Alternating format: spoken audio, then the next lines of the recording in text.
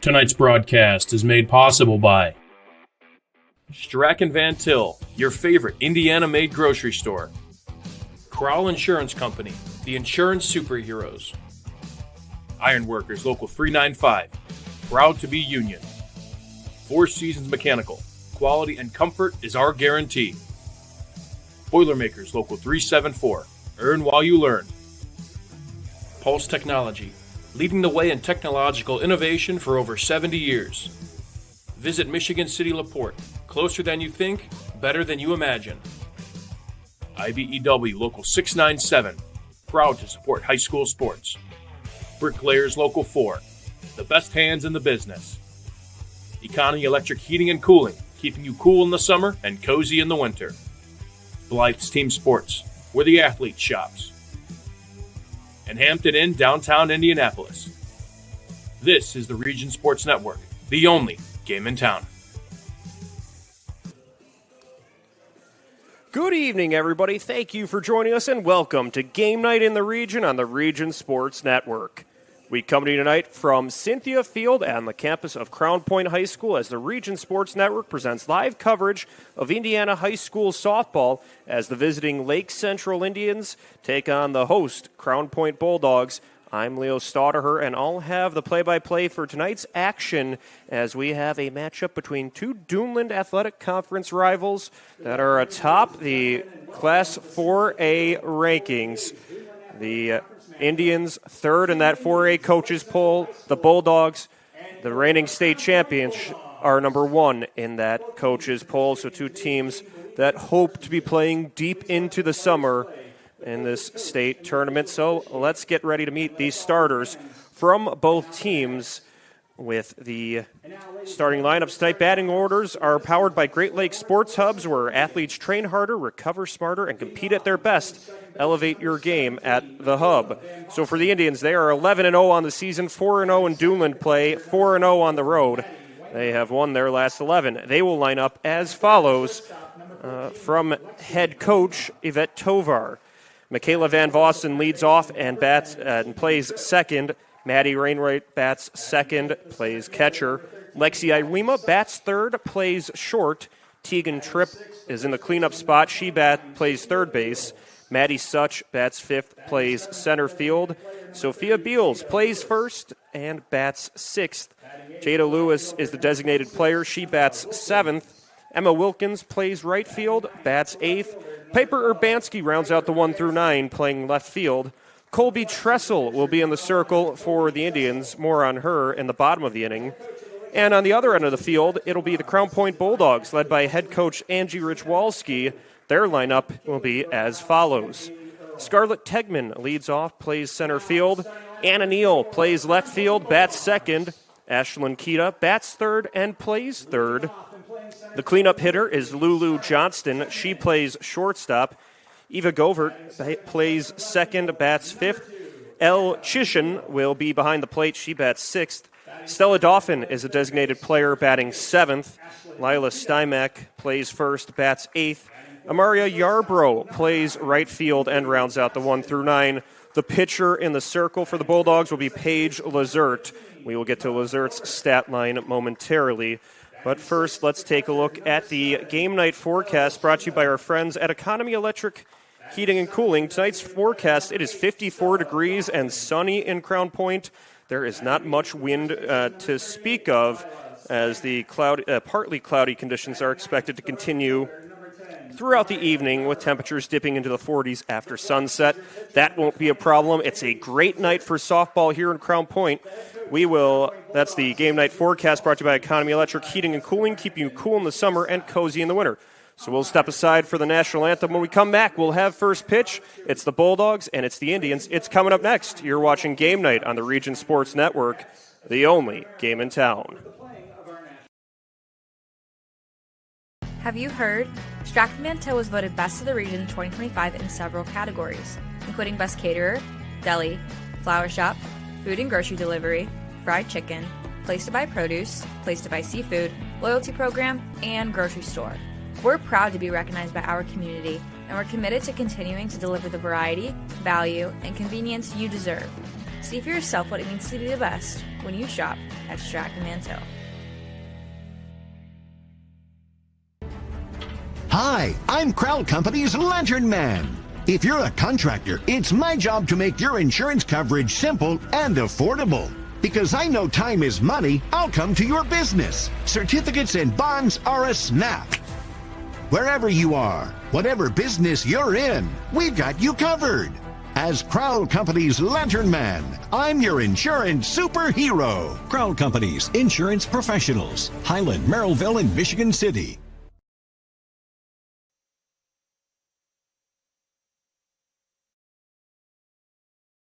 Four Seasons Mechanical proudly serves Northwest Indiana, providing quality, reasonably priced, reliable service. With a quality and comfort guarantee, the professionals at Four Seasons Mechanical offer a wide range of services in heating, ventilation, and air conditioning. Whether it's residential or commercial, Four Seasons Mechanical is there 24/7. To find out more, the website is fourseasonsmechanical.com or give them a call at 219-756-7020. Four Seasons Mechanical, your indoor air quality specialist. Thinking about what to do after high school? Consider a career with Boilermakers Local 374. As a Boilermaker apprentice, you'll earn while you learn. We offer excellent wages and benefits, and as part of our no-cost hands-on apprenticeship program, you'll learn from the best in state-of-the-art training centers and on the job. Become a union Boilermaker and get on your way to a great career. Find out more, visit www.local374.org or call 219-845-1000.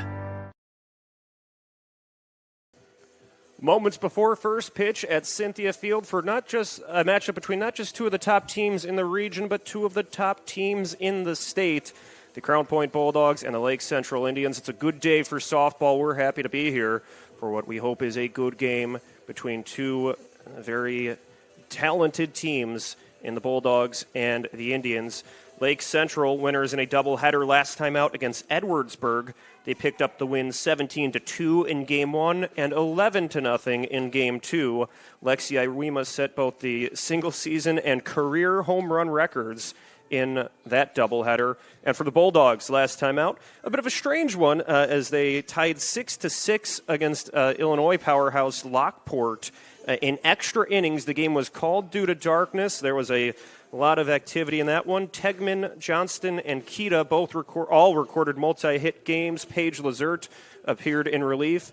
That was a battle where both those teams probably could have played a few more innings, but the Mother Nature did not cooperate. The sun had set, and it results in a tie for these two teams, or for the Bulldogs. So they will look to get back in the win column here against the Indians, as we see Paige Lazert in the circle. Lazert 6-0 on the season. This will be her 8th appearance. She has a 1.22 earned run average. She has gone the distance 5 times this season, including a no-hitter. She has logged 40 innings of work with 26 hits against, 12 runs, 7 of those were earned. She has walked just 7 batters while striking out 78. So it's Lazert in the circle, and Michaela Van Vossen will lead off for the Indians. Van Vossen, the sophomore, plays second base. She steps into the left-handed batter's box. As Lazert begins her windup, sends a fastball to the outer portion of the plate. It will be a ball. We are officially underway at 4:28. Happy to be here at Cynthia Field as the count is 1-1 to Van Vossen. She bats .542 on the season. She swings through the 1-0 pitch. Will go 1-1. Van Vossen, 13 hits, including 2 home runs. She's driven in 14 runs while scoring 23. Has walked 11 times as well. That's what you want from your leadoff hitter. The 1-1 pitch, clubbed foul, slicing towards the baseball field, landing on top of the first base dugout and rolling onto the field. There's no activity no game at the baseball field today. So that softball will roll onto the baseball field somewhere near first base. Just a long strike 2 as the count goes 1-2. So Lazert gets ready to resume action here against Van Vossen. The right-hander brings the 1-2 pitch towards the plate. It's high and away, evens the count at 2 apiece. So for Van Vossen, a difficult task. You're a sophomore, and you have to face one of the top pitchers in the state in the leadoff spot, trying to help set the table for your teammates. The 2-2. Swing and a miss foul, but it squeaks past the catcher. Van Vossen flies down the first base line and will reach safely. So that's something you don't always see. The drop third strike puts Van Vossen aboard. Now batting number 24, Maddie. So it's a strikeout. She reaches first. And that's why you always have to hustle when that drop third strike is in effect. You never know what can happen. Van Vossen rewarded for that hustle on the rise ball. It squeaks past the catcher Chisholm and goes to the fence. She's aboard, and there's nobody out for Maddie Wainwright. The Lake Central catcher shows bunt, jabs it in the air. It lands in front of the plate. Chisholm scoops it up, but Wainwright's aboard. And now Van Vossen caught wandering away from second. She slides back just in time safely. So the Indians are cooking up a rally here with the first two batters both reaching base. Van Vossen reached on the drop third strike. Wainwright reached on a bunt. They tried to maybe look the runner back to second. Didn't make the play at first, but she's aboard, and now Lexi Iwema bats, and this is a bit of a perilous spot for the Bulldogs facing Iwema. I will read you her stat line.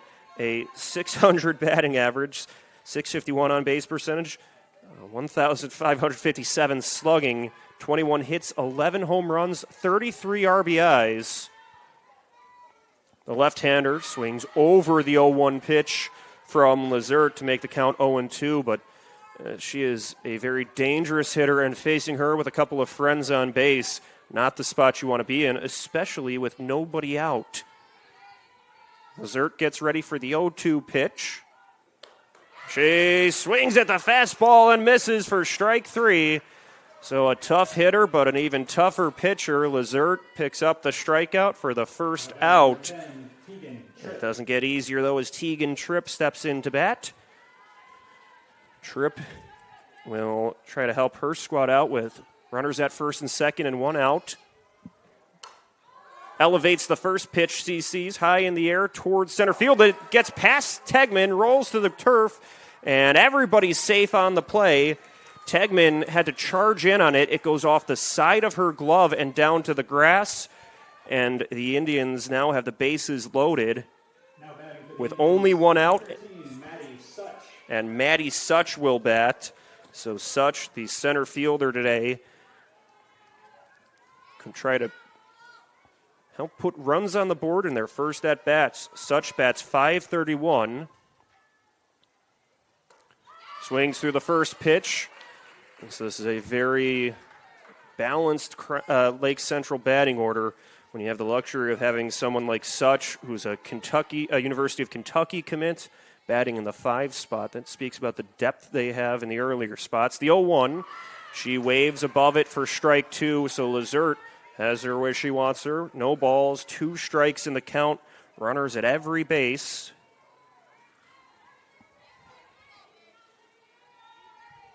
A long set, and the 0-2. Just outside, will go 1-2. So Lazert was trying to get her to go after that fastball. It was tempting, but just outside.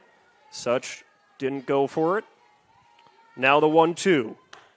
Swing and a miss, strike three. Lazert gets her to swing after it. It pops into the glove of Chisholm, and that's strike three. So Lazert trying to walk the tightrope here with the bases loaded. Gets 2 big strikeouts here. And now Sophia Beals will bat. Beals with 2 away, the bases loaded, takes a first pitch strike. Beals, the senior, playing first base today, bats with a .594 batting average. The 0-1. Fastball away, makes it a 1-1 count.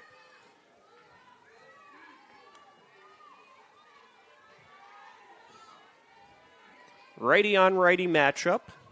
Lazert gets the sign, goes towards the plate. Nice movement on the 1-1 pitch. Can't get to it. Strike 2 for Beals. So now she will have to get defensive here against Lizert, trying to avoid leaving the bases loaded. The 1-2 gets past the catcher. Everybody's going to try to move up. The toss towards the plate, not in time. Van Vossen scores. She scores, and the Indians strike first. And both base runners move up 60 feet as well. So Van Vossen scores. She scores. Wainwright moves to third. Tripp to second. And a very close play at the plate. And there's strike 3. Beals caught looking to end the inning. Lake Central gets 1 run. We will head to the bottom half of the inning, and where Crown Point will look to get their bats involved. So stick around. You're watching Game Night on the Region Sports Network, the only game in town.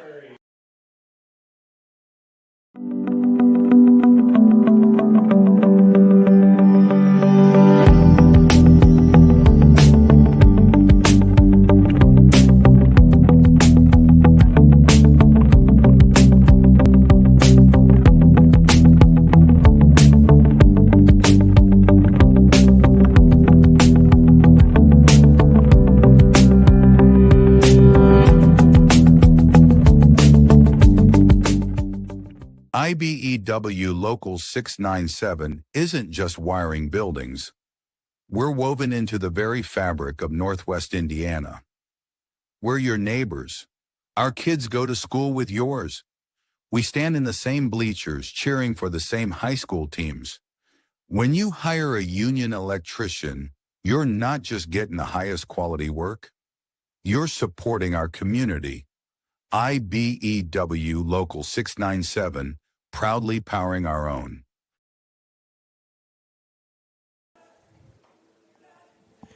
To keep up with all things Region Sports, be sure to check us out on our social media pages. We are always active on Facebook, YouTube, Instagram, X, and at our website at regionsports.com. Celebrating over 25 years, we are proud to still be the only game in town. So we'll see the first at-bats for the Crown Point Bulldogs after they surrendered a run in the top half of the first inning. We'll recap that in a little bit. But first, the starting pitcher for the Lake Central Indians, it's Colby Tressel. Tressel 2-0 on the year in 5 appearances, a 1.27 ERA. She's gone 11 innings in the circle with 10 hits, 2 runs. Both of those were earned. She has walked 8 batters while striking out 39. The first batter for Crown Point will be Scarlett Tegman.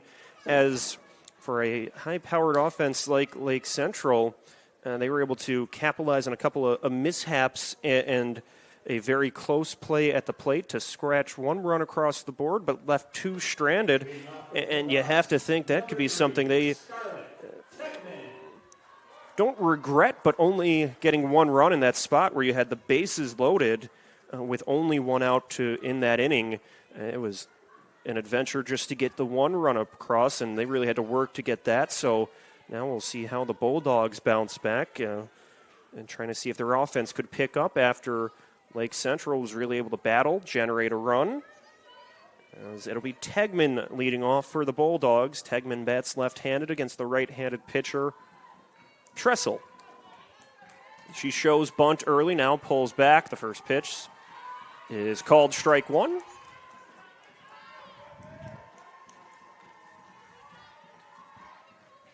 A big-time matchup between 2 of the area's top teams. It's Lake Central leading in the first inning. The 0-1 poked between the gap at first base, rolls to right field. Tegman is aboard with a single. So she was able to just get that one on the turf. It was able to speed on the roll to Wilkins in right field. Tegman reaches with a single. That's what you want from your leadoff hitter. And now Anna Neal, the left fielder, will step up. Neal crushed a home run in last week's win over Chesterton. She has 4 long balls on the season, has driven in 12 RBIs. She tries to bunt here, and that one is foul. It's foul to start the count 0-1. So they were trying to get Tegman rolling, but she will have to move back to first base. The count 0-1 to Neal.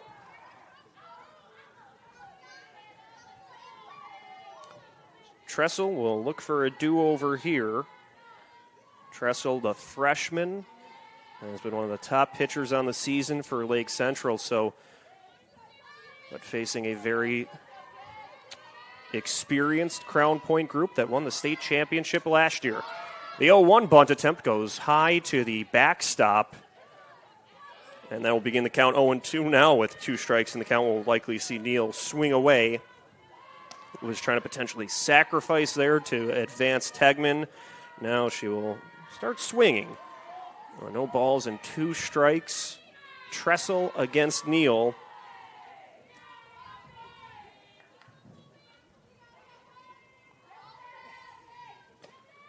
The pitch goes outside, begins to count 1-2. These were 2 teams that met 3 times last year. Lake Central would win both regular season matchups, 4-3 in the first, 5-1 in the second. But it would be Crown Point who got the last laugh in the sectional title, winning 4-2. As the 1-2 pitch, high for a ball, the throw down to second, and Tegman beats the tag. Tegman was flying to second base. Wainwright sent one to her shortstop partner, Iwema, who tried to apply that tag, but Tegman was just able to slide under it. The count is even at 2-2. The Bulldogs winning the sectional title against Lake Central last year. The 2-2 pitch fouled away as part of their journey to the state championship game. So these are 2 teams that are in the same sectional again this season. So they will very likely see each other in that round. There's some very other talented teams in the group, but Crown Point and Lake Central with deep expectations going into this year. Another foul ball from Neal. The count remains 2-2. The leadoff batter, Tegman, is at second base. She's in scoring position. Tressel's 2-2 pitch. Lofted opposite field towards right field. Wilkins will move in, gets to it to make the catch, throws over to third base, but Tegman stays put. So the flyout is the first out of the inning for the Bulldogs, and now the batter will be Ashlyn Kita. Kita, the senior, plays third base. Will look to try to generate a run with a teammate in scoring position. That's .552 this season. 2 home runs, 14 RBIs. Kita, a DePaul University commit, one of several Division I recruits in this game, works against Tressel. The right-handed pitcher sends one to the right-handed batter. And this is low and away to begin the count, 1-0.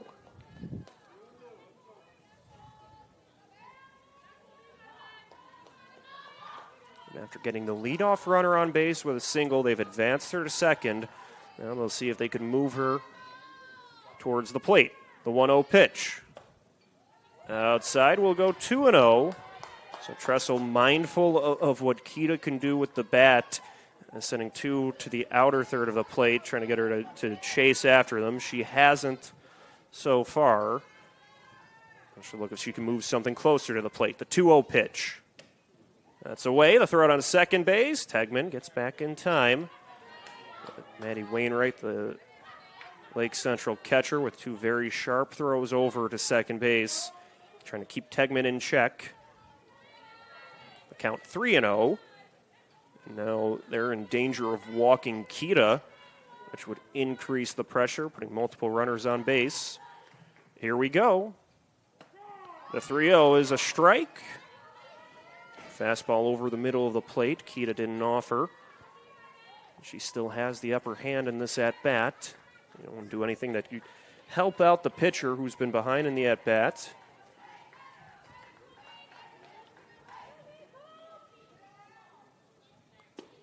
The 3-1 misses at the outer corner. It's a walk to Kita. She's aboard. So now runners at first and second and just 1 out. The Bulldogs generating some early offense. Have Lulu Johnston up to bat. Johnston, the shortstop, bats left-handed. Lulu Johnston. So with that lefty up, maybe look to see if she can drop something opposite field to advance those runners. Something to the outfield would likely score the speedy Tegman at second.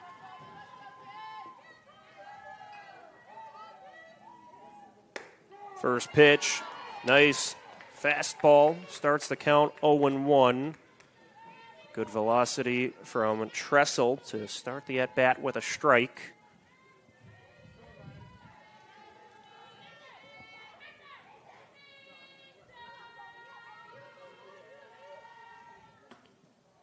The 0-1 just misses the outer corner. We'll go 1-1. Johnston was patient, a good take there. An attempting pitch, but she evens the count up at 1. Tressel begins her windup towards the plate, fouled away over the Crown Point dugout. The count moves to 1-2.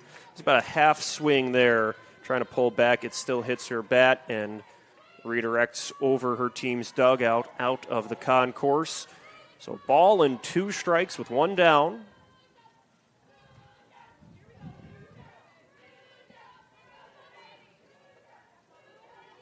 Tressel will fire to the plate. 1-2, fouled away. This battle increases between the freshman pitcher Tressel, the sophomore batter, and Johnston. A couple of teammates on base.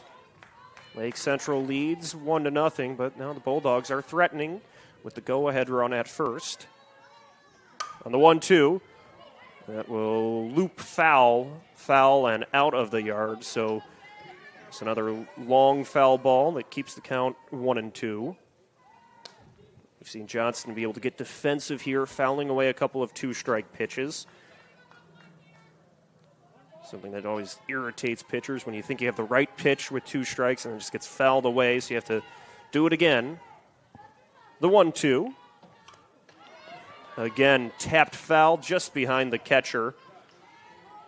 Wainwright will retrieve it, head to the circle, and offer a couple words of encouragement to Tressel. Now she's back to her station. We're ready to resume. The count 2-2. Tressel's pitch. Another foul ball. And all of these have been to the third base side. So as a left-handed batter, that means you're just a little bit behind on those swings. So see if she can straighten one out and try to get that timing right against Tressel.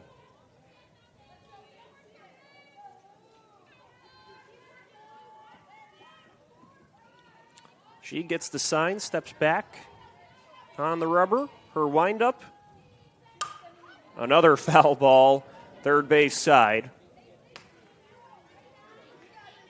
So she's really making the most of her extended stay at the plate against Tressel, as Johnston has seen over 8 pitches already, approaching 10.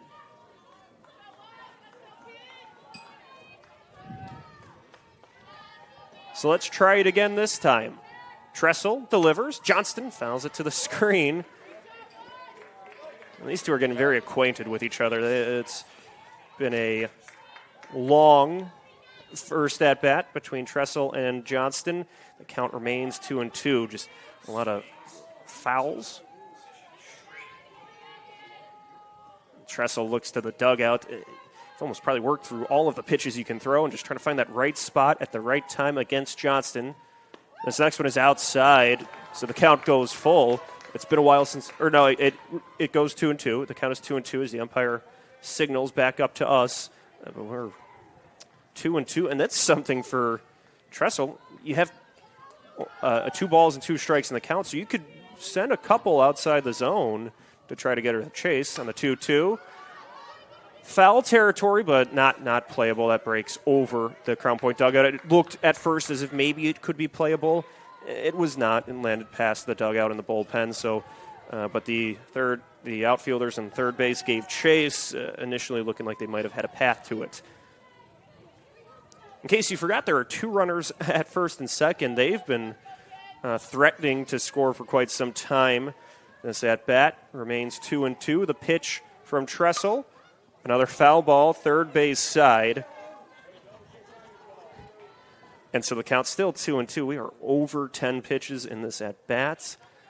We still looking for a result here as Tressel and Johnston really engaged in a lengthy battle. It will be interesting to see just how someone can get the upper hand here. Now the 2-2 pitch. Foul ball out of the concourse past the left field bullpen. So I feel for the players in the Crown Point dugout. They have to keep leaving, going back and trying to track down all these foul balls and get them back. And we don't have an unlimited supply here. At some point, something will have to get put in play. The 2-2 count remains, but Johnston really battling here against Tressel. Another one lifted just above the dugout and towards the sidewalk on the third base side. And everything's going to the same spot, too. That's the interesting thing. Everything's been on the third base side. That's so there's something going on with this matchup where either she's setting up, the pitcher is pitching towards that outer third, or the timing is just a little bit late because everything's getting sent to the same place. This tapped towards second base. Van Vossen tracks it down, throws over to first for one out. That's the only out they'll get. So after a marathon at-bat, Lulu Johnston grounds out to second base, but advances both base runners. Does her job, as the Crown Point fans certainly appreciate what she was able to do. It will be a ground out, but advances both base runners into scoring position, and now Eva Govert will work. Govert, a .333 batting average, 12 RBIs on the season. She could increase that by 2 with runners at second and third. First pitch pops into the glove. That's outside for a ball. But it's one that Johnston really worked to eventually put one in play and advanced her teammates. The 1-0 pitch. Even though she didn't earn a trip aboard base, that was still a very good result. It doesn't help the batting average, doesn't help the on-base percentage, but somewhere along the line, you realize she advanced both base runners, and if they do end up scoring those runs, it could be because of that at-bat. Going over 10 pitches, the 2-0. Swing and a miss, strike one. I'd say probably closer to 15. I lost track at some point there, but it was 2-2 for quite some time, and Johnston eventually straightened one out, sent it to second. Tegman's at third. Kita is at second base. The count 2-1 to Govert. This one played towards center field. Such will step in, makes the catch, and the inning ends. So the Bulldogs apply some pressure but leave 2 runners stranded in scoring position. Tressel able to pitch out of that. We are through 1. It's Lake Central 1, Crown Point nothing. You're watching Game Night on the Region Sports Network, the only game in town. Get Pulse Technology on your team. Hit a home run with our managed print and copier services, IT and technology solutions, office furniture and design services, office supplies, scoreboards, and AV solutions.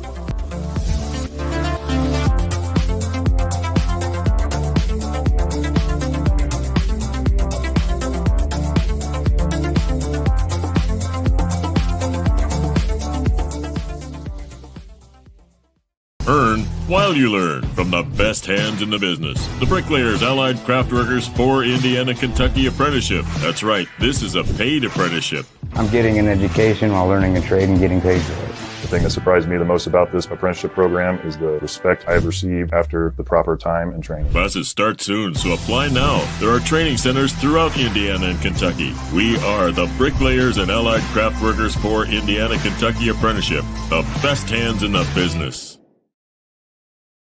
Leading off the top of the second for the Indians, number 30. At the conclusion of tonight's game, we'll name the Crowell Companies Lantern Man Superhero of the Game. Crowell Companies proud to recognize the superheroes on the diamond.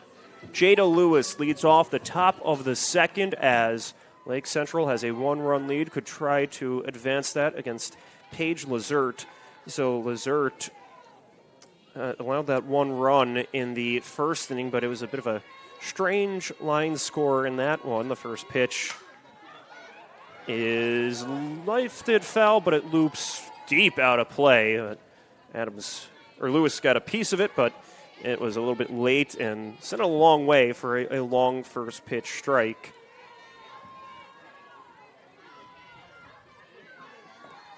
The 0-1, Lewis this time short fly along the first base line where Chisholm will make the catch a step outside the foul line for the first out. So Lewis just trying to do something with that velocity of Lizert. It goes high in the air but doesn't go very far, where Chisholm was able to just look it right into the glove for out number 1. And now Emma Wilkins will bat. Wilkins with the bases empty and 1 out. Where it takes a first pitch strike. So for the Indians, they were able to get the leadoff runner on a drop third strike, the second batter on a bunt with a misplay, and then another runner on with a dropped fly ball, and just manufacture a run on a passed ball against a tough pitcher in Lizert. That speaks of a veteran team like Lake Central, knowing you have to do everything you can just to put 1 run on the board. The 1-1, swing and a miss, strike 2, but it might not be a big swing. It might not be the sending one over the fence like you dream about of how you change the game, but Lake Central knows sometimes you have to do those gritty plays just to generate a run against a tough team like Crown Point. The 1-2. Outside will go 2-2. And with runs going to be a premium here, that speaks on how hard Lake Central had to work to get that run. We'll see what they can do now in their second at-bats of the game with Wilkins working here. The count even at 2-2. He cannot catch up to that one. It's strike 3. And now there are 2 away, and the batter will be Piper Urbanski. Urbanski playing left field today, a junior. That's .450 on the year. She'll try to bring the top of the order back up and extend the inning with 2 away and the bases clear. Crown Point brings Kita in at third base, anticipating a potential bunt. First pitch is a strike from Lizert.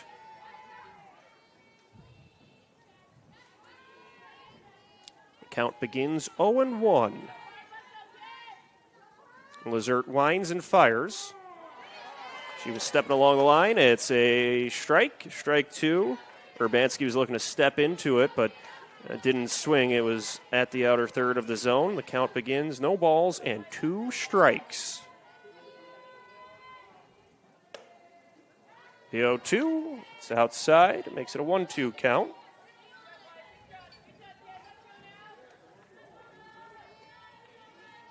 But Urbanski down to her last strike. Doesn't offer at the 1-2. It's at the corner for strike 3. So Lizert ends the top half of the second with a punch out. We will head to the bottom half. Lake Central leads by 1. You're watching Game Night on the Region Sports Network, the only game in town. At American Testing Services, based in Hobart, Indiana, we specialize in NDT drone inspections and heat treatment services for local mills, fab shops, and facilities across the country. From Northwest Indiana to nationwide, we deliver precision, safety, and reliability. American Testing Services, America's trusted name in NDT. With electrical services from Economy Electric Heating and Cooling, you can radiate the perfect amount of light and energy into your home. From rewiring and code upgrades to ceiling fans, lighting, security, and more, Economy Electric Heating and Cooling's trained electricians will make sure you can enjoy your home on full power all the time. For a free estimate on electrical work, call Economy Electric Heating and Cooling at 219-923-4441, and you can visit them on the web at 4ajobdoneright.com. That's the number 4ajobdoneright.com. At the conclusion of tonight's game, we'll name the Boilermakers Local 374 Blue Collar Player of the Game. Brought to you by Boilermakers Local 374. Earn while you learn with Boilermakers Local 374. Bottom of the second inning, Crown Point will send Elle Chisholm to the plate to bat. She is the catcher this evening for the Bulldogs. She bats left-handed against Tressel, and for Colby Tressel, she begins the windup towards the plate. Sends in a first pitch strike to Chisholm, but you have to really like how she was able to pitch with runners on base in the first inning with two of the top hitters in Crown Point's lineup reaching, in Tegman and Kita. They would both advance the scoring position. She was able to induce a flyout to end the inning as the 0-1 is fouled away off the backstop, but it's always against a dangerous part in the Crown Point order that's difficult to navigate, and she was able to bounce back after having two runners on with just one out. That lengthy battle against Johnston resulted in a ground out, and then there was a fly out to end the inning, keeping the Indians ahead by one. The 0-2 cracked high towards the third base dugout, and it will land on top of the dugout for a long strike two. There's so much excitement pregame. Forgot to do the uniform description. The Indians wearing the all-blue uniforms, blue jerseys with white pinstripes, white numbers, white cursive script across the front, while the Bulldogs wearing white jerseys with red pinstripes, red numbers, and red pants to complete the outfit. The 0-2 pitch, just missing on the far third. Count goes 1-2. Tressel will look to deliver something here against Chisholm.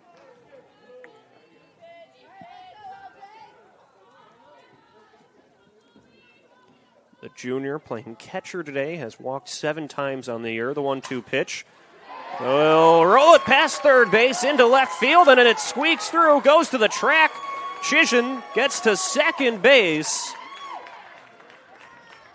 So a single and then an error for Chisholm. She is in scoring position to begin the inning. And for Crown Point, trailing by a run, that's what you want for the leadoff batter, to start in scoring position. And now it's Stella Dauphin, the sophomore, working as a designated player today. We'll see if she can generate a run. Pinch running at second base, number 24, Ella Slavana.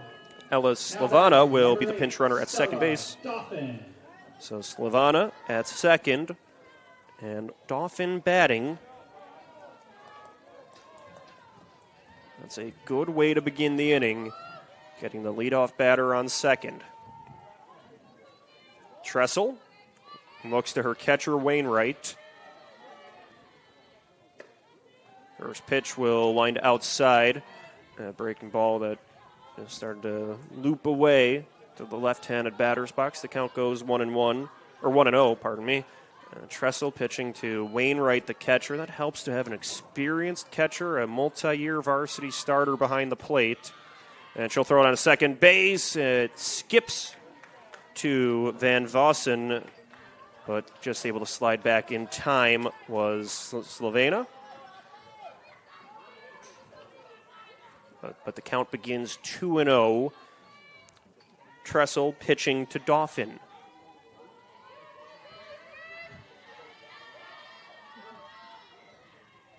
The 2-0 catches part of the corner for strike one.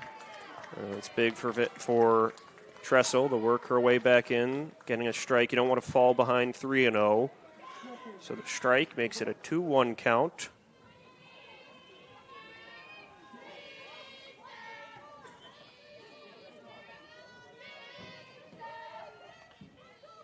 Tressel delivers.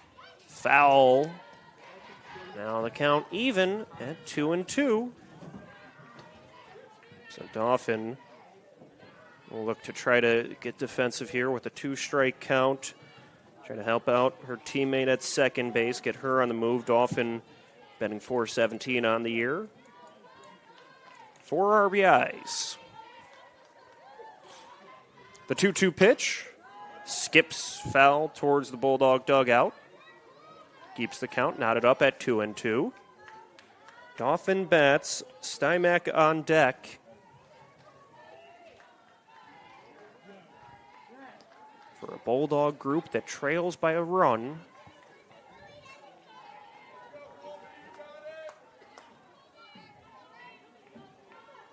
Now the breakthrough pitch.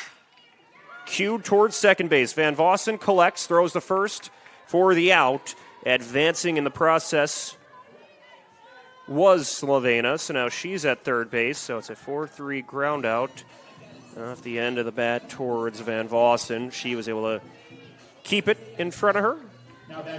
Gets it to Beals for the first out. And now it's Lila Stymack batting with a teammate. One station away from scoring. Stymack, the sophomore, playing first base. Stymack has 3 runs batted in this year. Tressel speeds in a fastball for strike 1.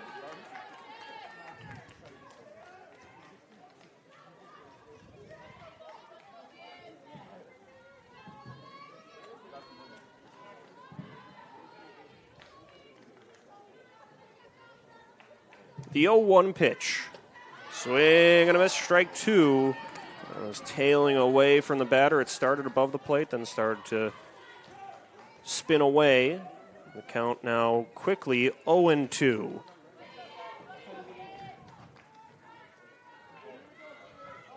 Tressel gets ready on the 0-2. It's low. Moves the count to 1-2.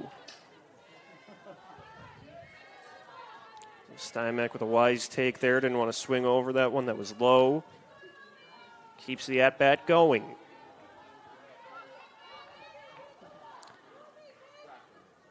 Tressel's 1-2 pitch lined foul. Almost gets the batter on deck. But the count stays 1-2. Stymack with a big swing there, but it just breaks foul. Sharply hit off the bat, but a little early to the right-handed batter. See if Tressel can do it over again. That breaks low. Count now even at 2 apiece. So we've seen Stymack with a couple of really good takes in this at-bat, not being fooled at anything that was low. Trying to avoid ground ball contact, too, with those pitches, or just completely missing, swinging above them. The breakthrough pitch from Tressel. It's strike 3. Stymack goes down swinging for out number 2. It'll be up to Amaria Yarbrough batting with a runner at third and 2 outs. Yarbrough trying to leave that, or prevent the Bulldogs from leaving that runner stranded. They left 2 on to end the first and now have a runner in scoring position in the second. Yarbrough plays right field today. The senior waves over the first pitch for strike 1. It's good work by Tressel to begin the count with a strike.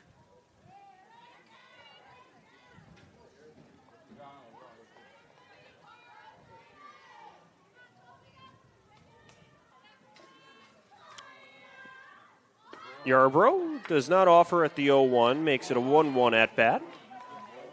Lake Central starting to bring the infielders in, anticipating the chance that she might try to send one onto the roll.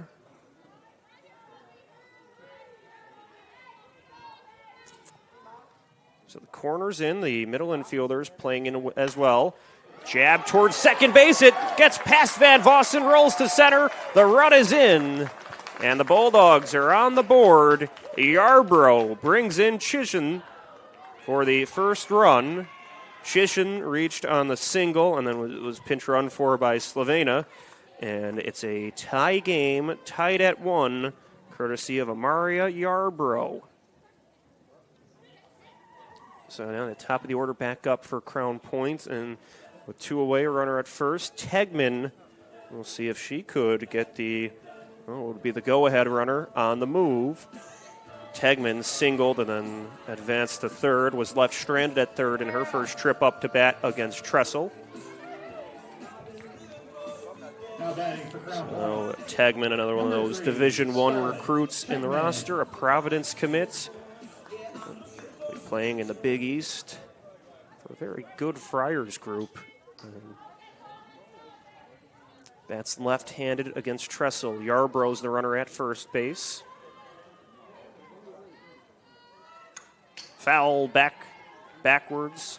Begins the count 0-1, and Tressel's done a very good job of that these last couple batters, beginning the counts 0-1.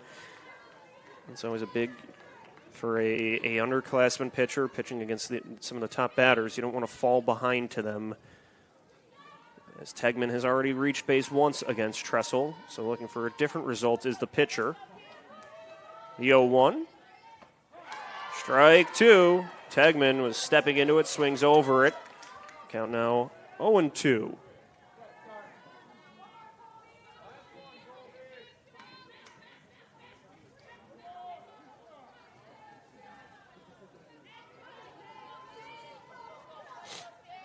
The 0-2 pitch, foul over the backstop to the net above, so Tegman stays alive. The lefty was trying to move on the run there and fouled it away.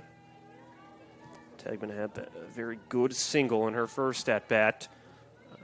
Smash to the right side. The 0-2. Did she go? She did not. She was stepping in but didn't bring the bat forward, so she stays alive. The count goes 1-2.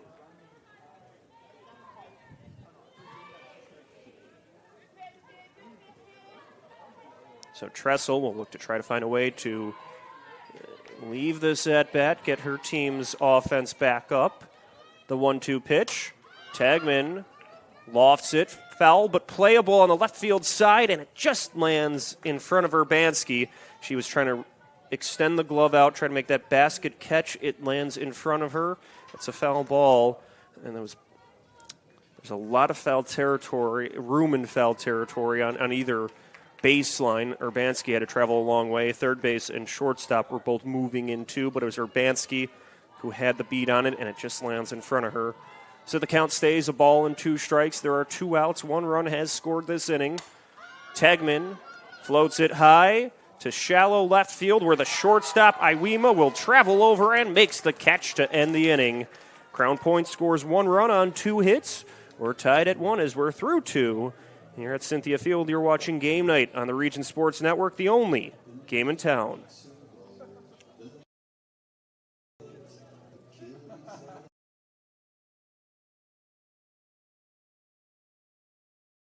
Sometimes the hardest part of improving your business isn't coming up with a great idea. It's knowing what to do with it. Chester Inc. Architectural and Construction Services is ready to meet all your industrial and commercial construction needs. Whether it's a small build-out or a complete construction project, Chester will design, build, and finance. Our team eliminates multiple contractors, providing you a single point of contact while staying within your budget. Chester Inc. Architectural and Construction Services, turning your ideas into realities. You ready? Let's go! Yeah! For those of you that want to know what we're all about, it's like this, yo. This is 10% luck, 20% skill, 15% concentrated power of will, 5% pleasure, 50% pain, 100% reason to remember the name. Your future starts here!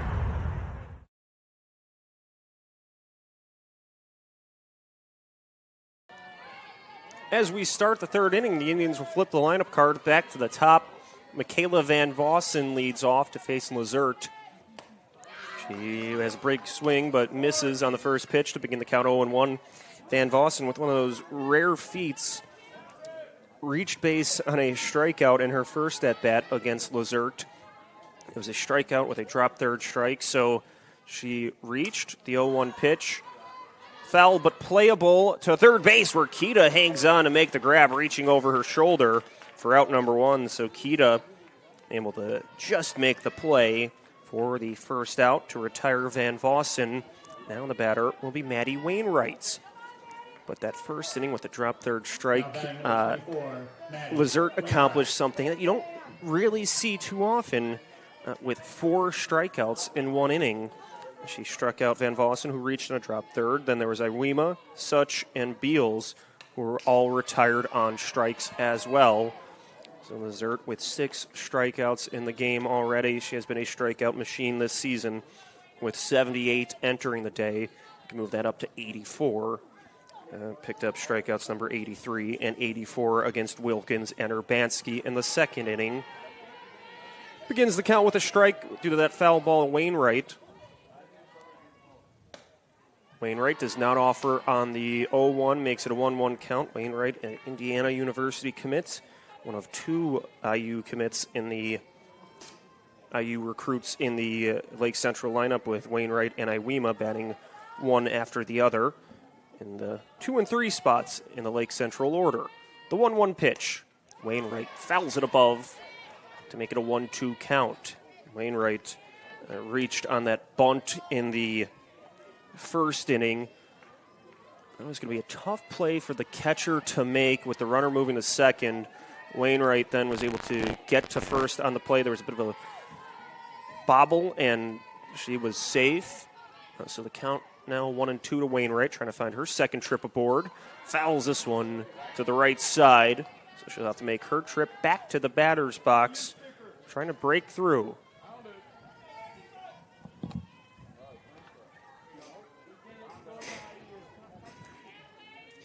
A ball and 2 strikes to the Lake Central catcher, Wainwright. Lazert gets ready, delivers the pitch. Wainwright pokes it towards shortstop. Johnston flashes the letter, throws over in time to make the out. Nicely done by the Bulldog shortstop on what was a good swing by Wainwright, sending it deep to the middle infield. Johnston angled over, made a good grab, and then turned and throw all in one motion to get the out. Now there are 2 away, and the batter, Lexi Iwema. Iwema with 11 home runs on the season, still with over a month to go. Really try to add to that total.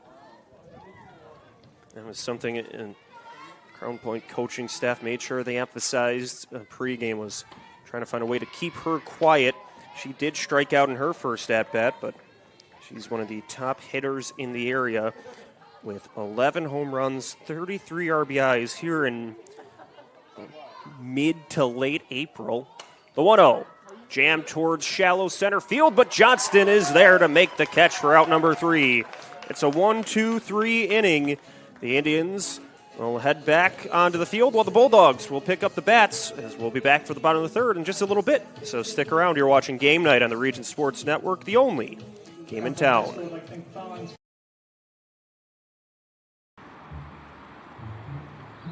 At Blyce, we're used to having the athlete shop at our store. Down, sit, put. But sometimes they get carried away.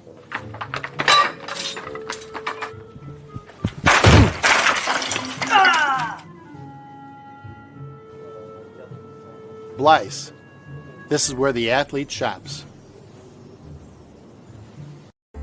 Located in the heart of downtown Indianapolis, the newly renovated Hampton Inn is within walking distance to over 30 restaurants and attractions, including Lucas Oilfield and Gamebridge Fieldhouse. Hampton Inn has much to offer, including a hot breakfast, high-speed internet access in every room, as well as a fitness center. Why wait? Make your reservations today. Call 317-261-1200 or make them on the web at hamptonin3.hilton.com. Hampton Inn, Indianapolis, downtown.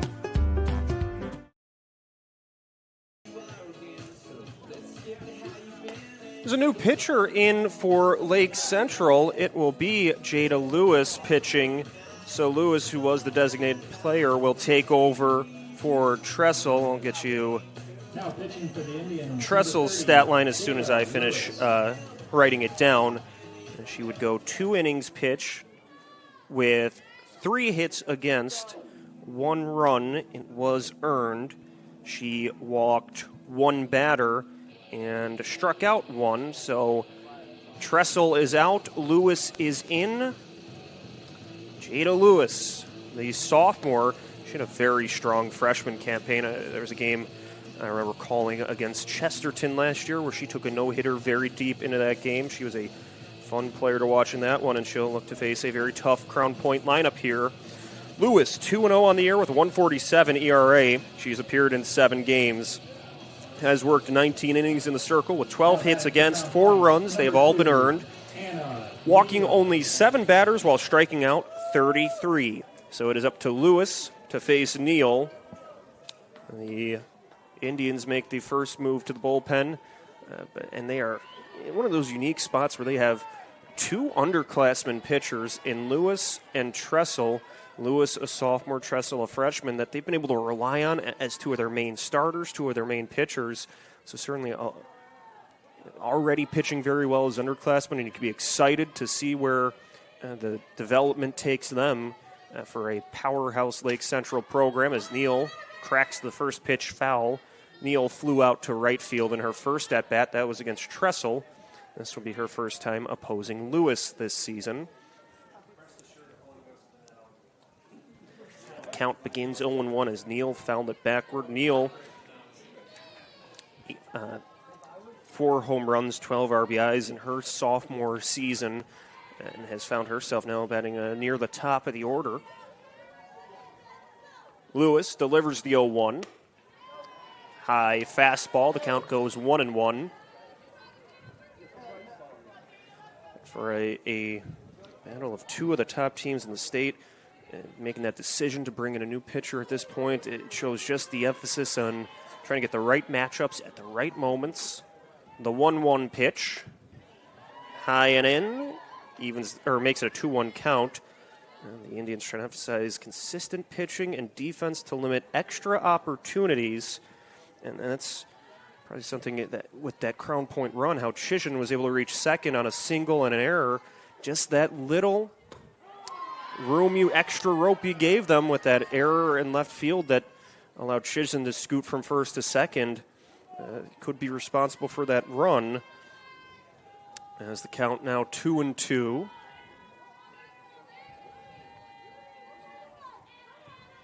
Lewis gets the sign, winds towards the plate, and it's high and away, will go full. For Lewis, who has only walked 7 batters on the year, she has the count full. 3 balls and 2 strikes to Neal. Neal has walked 4 times this year.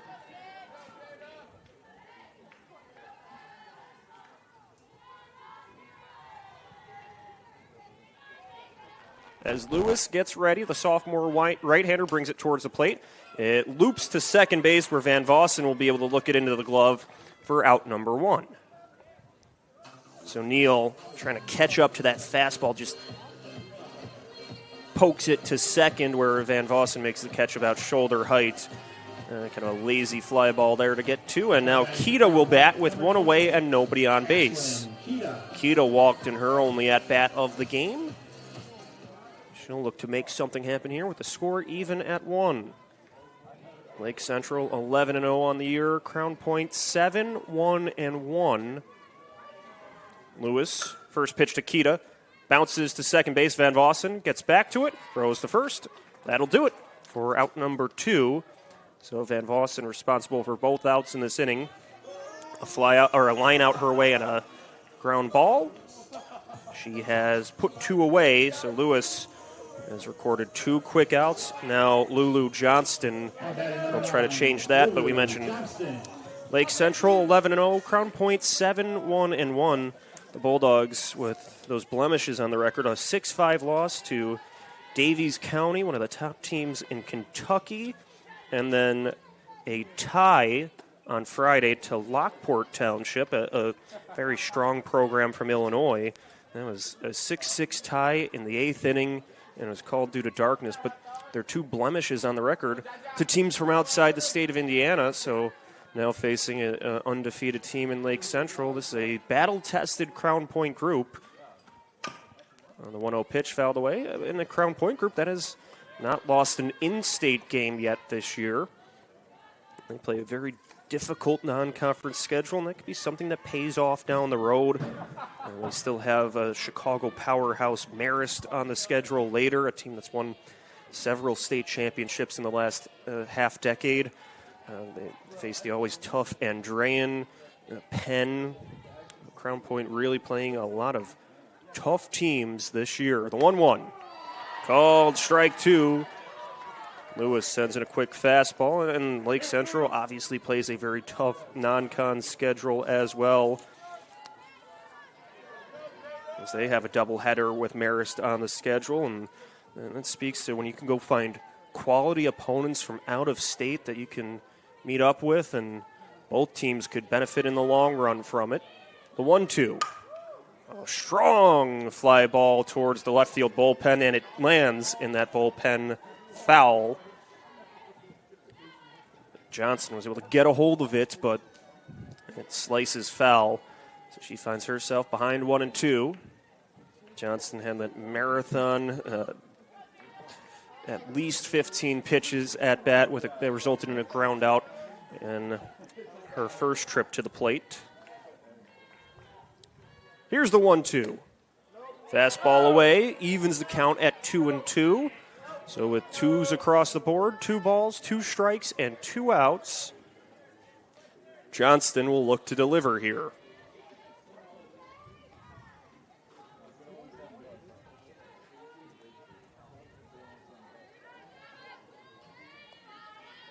As Lewis brings it to the plate, the 2-2, another foul ball, third base side. The count stays even at 2 apiece.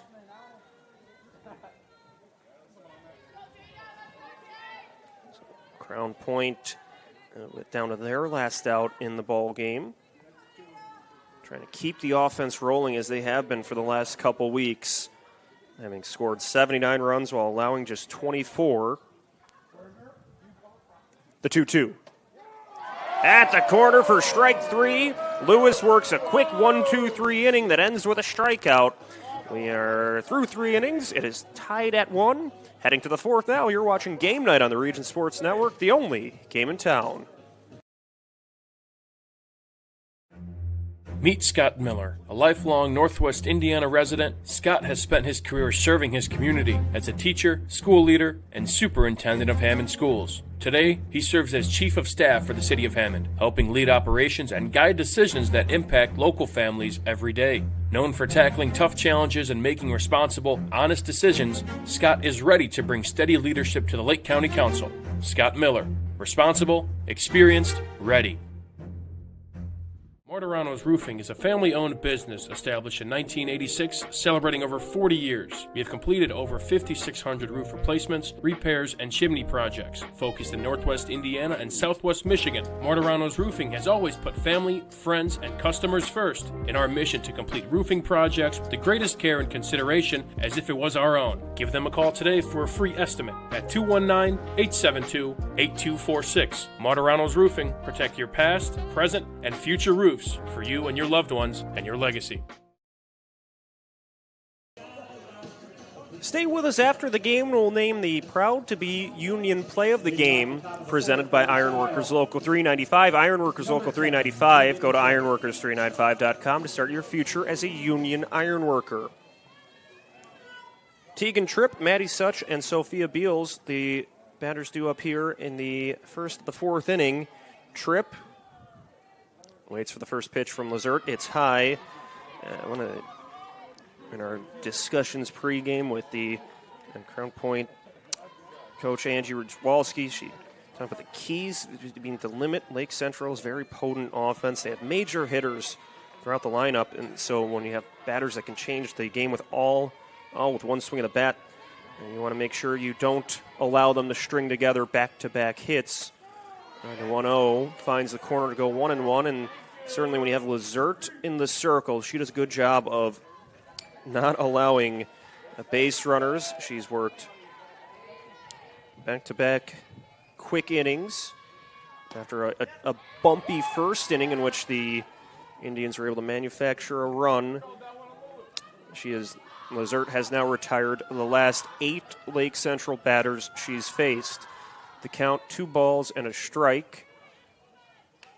And fouling away, the 2-1 pitch is Tripp, so she stays alive at the plate. Tripp, a Virginia Tech recruit. We'll try to stay alive here. She's been swinging a very good bat this year. .417 average, 15 hits, 3 home runs, 15 RBIs. She has scored 18 runs. Part of a dangerous Lake Central batting order.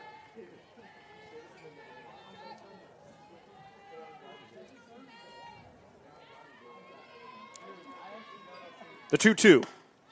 Tripp elevates it towards right field. Yarbrough calls for it and makes the catch. as Tegman was charging in as well. So almost trouble for the Bulldogs, but Yarbrough was there to make the catch for out number 1, and now Lizert has retired the last 9 batters she has faced as Maddie Such bats.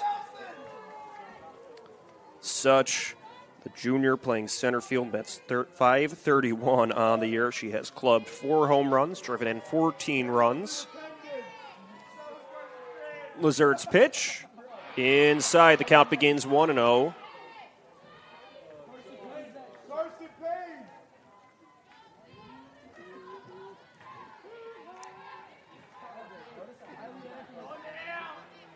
So Lizert gets the sign from her catcher, Chizen. The 1-0.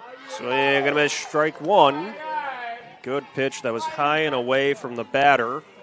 And it's a tough one to get to, those fastballs high and away. If you can line it up, it could travel a great distance, but it's very hard to catch at that speed and at that location. The 1-1. Outside, we'll go 2-1. Such struck out her first time against Lizert, so she'll be looking for a different result. The 2-1. Such slices it foul, as the count will be even up at 2-2.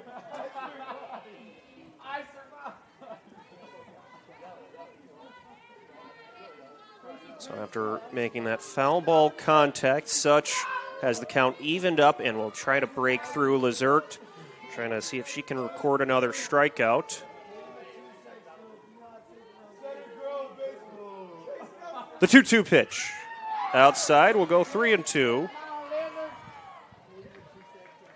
Count now full to Such. She's in a couple of defensive plays in center field today. Now trying to make something happen with her bat, as the Indians have not had a base runner since the first inning. The payoff pitch, strike 3.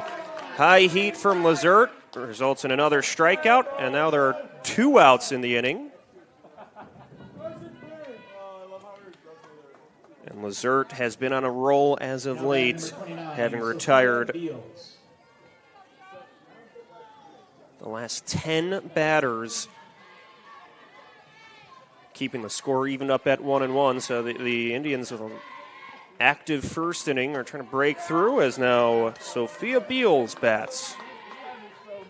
Beals starts the count with a strike, beginning 0-1.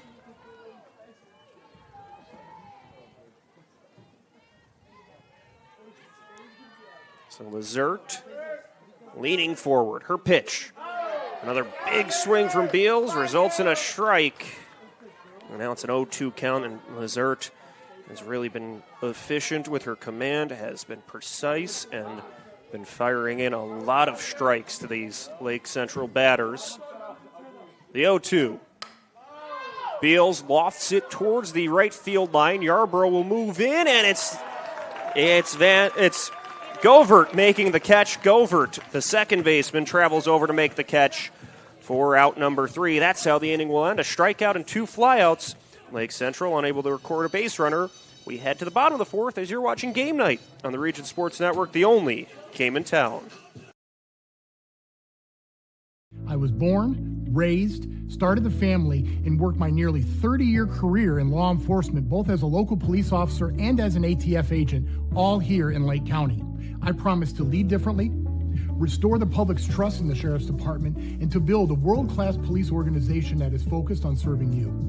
In this election, Lake County residents have a different choice, a better way. I'm Jason Gore, and I approve this message. On-Site Generator Solutions is a locally owned and operated power partner for Northwest Indiana Homes. With over 14 years of experience, they handle tasks such as generators, residential electric, plumbing, automotive care, and more. You can find them on Facebook. Give them a call at 219-516-6800 or search them up on the web at onsitegeneratorsolutions.com. On-Site Generator Solutions. Power you could count on, every time, everywhere.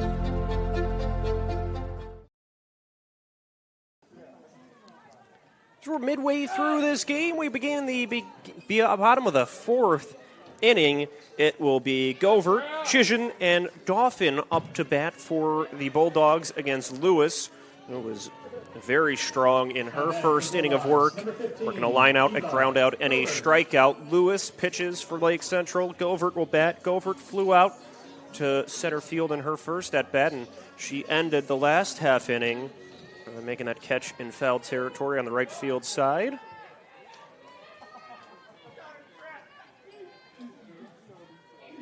Lewis, her first pitch, played towards the Lake Central dugout, and it will curl past the dugout, being getting the count 0-1 after that foul ball. So now Lewis begins the at-bat with a strike. And for the Crown Point batters, now you've had a couple of at-bats to watch Lewis, try to figure out what she's working with. And that new pitcher brought in a bit of a different pitch array from what Tressel had, and trying to scout her on the fly while taking your first at-bats against the new pitcher. The 0-1. Tapped foul. The count quickly goes to 0-2. And that was Govert just on top of it, jabbed it to the turf, and it skipped away. Govert had that long home run in last week's win over Chesterton, which the first couple runs in the game were all scored via the home run, and a very good pitchers duel between the Bulldogs and the Trojans. Govert had a solo home run in the second. The 0-2 is high for a ball. Govert would also be hit by a pitch in that game and scored later.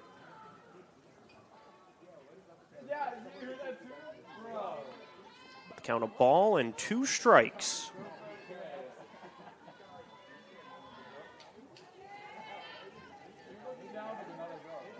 Lewis gets set.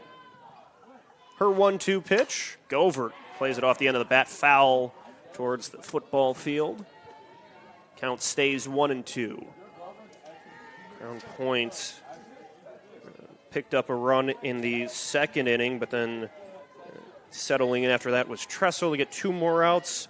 And then we saw Lewis really look strong in her first inning of work to work a 1-2-3 inning. The 1-2 pitch. Fouled away again. Crown Point will be on the road tomorrow, traveling to Michigan City. While the Indians will be at Merrillville, so the Duneland play well in effect here. Both teams getting into the conference slate. Both teams are undefeated in conference play. The 1-2 pitch from Lewis. Sent high, but on top of the net beyond home plate, so it's another foul ball. And Lewis will look for a different result here. Lake Central was 14-0 in Duneland play last year to take the conference crown. Crown Point was 12-2. Their only 2 losses against Duneland opponents were to Lake Central. But it was Crown Point who would win the game in the state tournament in the sectional championship to defeat Lake Central.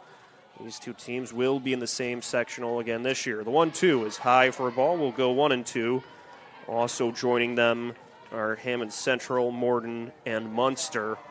So these 2 likely on a path to meet early in the state tournament for another year, and there's a couple of ways to look at that. The 2-2. Govert sends it in play towards right center field. A trio of Lake Central players move towards it, and it's Such who will chase it down to make the catch for out number 1. So Such able to communicate there. She was moving inward on it. You had Wilkins and Van Vossen both angling as well. So Such, the center fielder, calls for it, makes the play for the first out, and El Chision will bat. But with these 2 teams likely to meet in the sectional round, part of you thinks that is very early for them to have to play. That's a tough draw. But the other half says, well, these are 2 of the top teams in the state, both in the top 5 in the coaches poll. They'll have to play at some point in the state tournament. Why not have that battle early, and you'll be better because of it as you move on. And that could be a state championship preview very well with all the talent in these 2 teams. So you'll have to play them at some point. Why not do it early as the count 1-0 to Chision. But these are 2 teams that could make the case to win it all this year in a very competitive 4A field. The count 1-1 to Chisin, who singled and then was pinch run for, but that run would score in the second inning. Slovena took her place and ended up scoring on Yarbrough's RBI single. The 1-1 pitch from Lewis. Called strike 2. A ball and 2 strikes now.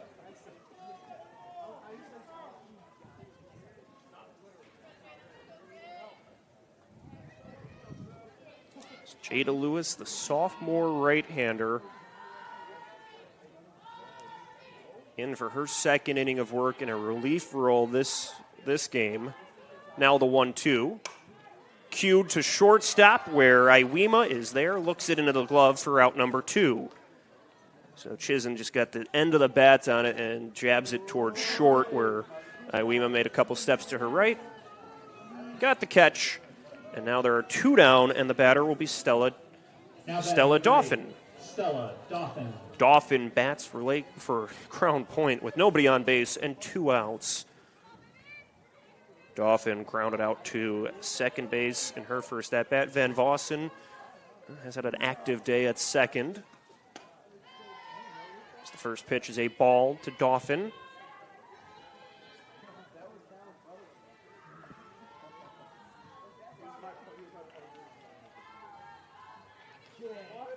So 1-0 the count to Dauphin. Dauphin, the sophomore, up with the varsity squad, evens the count at 1-1 with that strike. Works her way into the starting lineup today.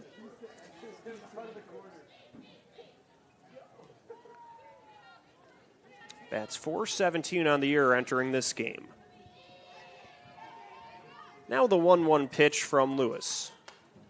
Fouled off the end of the bat. She's trying to lean away from it, but it clips the bat. That's one of those tough breaks for a batter when you're trying to get out of the way and it just catches you right above the hands. And now the count of ball and 2 strikes to Dauphin.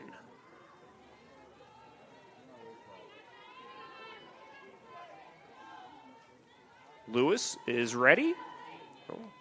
And here it is. 1-2, fouled down the first base line. Count will remain 1-2. And Dauphin, with 2 outs in the inning, down to 2 strikes, getting defensive here, trying to stay alive, and get the bats, keep the bats moving for Crown Point.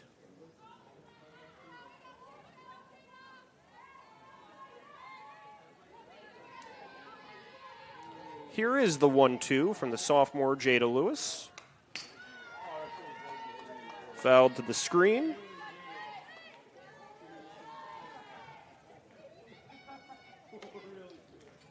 Lewis will see her lead off the top of the 5th inning. She'll bat for Lake Central in their next at-bats, but first she has to take care of Dauphin. And Lewis brought in a reliever's role that helps her involved in the game. She was batting as a designated player today, so she had already appeared. Now she's brought in to pitch. Now her 1-2. Off the end of the bat towards first base, scooped up, and Beals will step on the cushion for out number 3. So it's another 1-2-3 inning. Grounded out to first unassisted. Lewis will lead off when we return in the 5th inning. You're watching Game Night on the Region Sports Network, the only game in town. Have you heard? Strachan Manteau was voted Best of the Region 2025 in several categories, including Best Caterer, Deli, Flower Shop, Food and Grocery Delivery, Fried Chicken, Place to Buy Produce, Place to Buy Seafood, Loyalty Program, and Grocery Store. We're proud to be recognized by our community, and we're committed to continuing to deliver the variety, value, and convenience you deserve. See for yourself what it means to be the best when you shop at Strachan Manteau. Hi, I'm Crowell Company's Lantern Man. If you're a contractor, it's my job to make your insurance coverage simple and affordable. Because I know time is money, I'll come to your business. Certificates and bonds are a snap. Wherever you are, whatever business you're in, we've got you covered. As Crowell Company's Lantern Man, I'm your insurance superhero. Crowell Company's Insurance Professionals, Highland, Merrillville, and Michigan City. Number 30. To keep up with all things Region Sports, be sure to check us out on our social media pages. We are always active on Facebook, YouTube, Instagram, X, and at our website at regionsports.com. Celebrating over 25 years, we are proud to still be the only game in town. Leo Staudaher with you on the call. Zach Miller, our producer, and Aaron Svetlin capturing the action on camera. Our executive producer is Chris Ramirez. Rich Castillo and Mike DeWan make up the rest of our management team, making this all possible. And we're happy to be here at the top of the fifth inning of a very big-time matchup between Crown Point hosting Lake Central. The count begins 0-1 as one pitcher faces another. Lazert sends her 0-1 pitch to Lewis. It's outside for a ball. We saw Lewis with a shallow fly ball to the catcher in her first at-bat. So Lewis trying to help her own cause here. The 1-1 pitch. Called strike two at the lower corner. So now Lewis will have to get defensive against Lazert.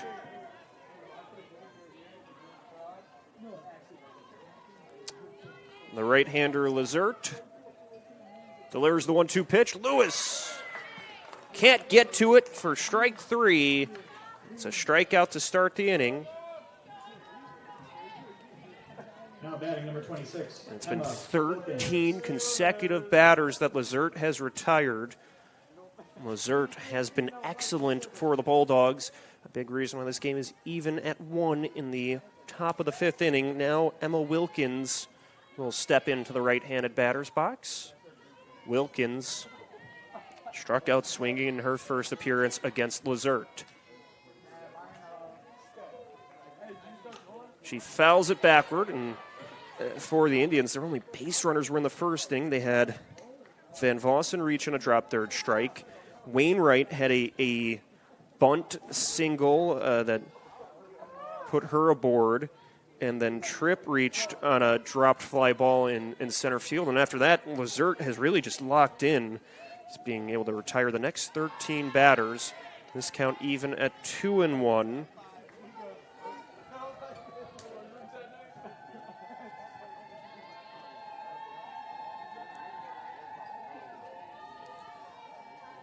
The pitch from Lazert. Wilkins fouls it backward.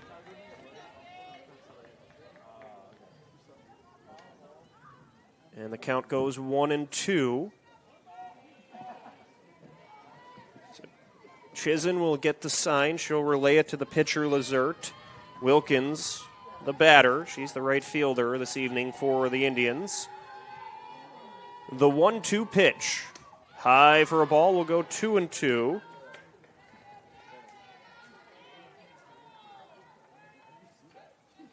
Good take from Wilkins to avoid chasing at that rise ball.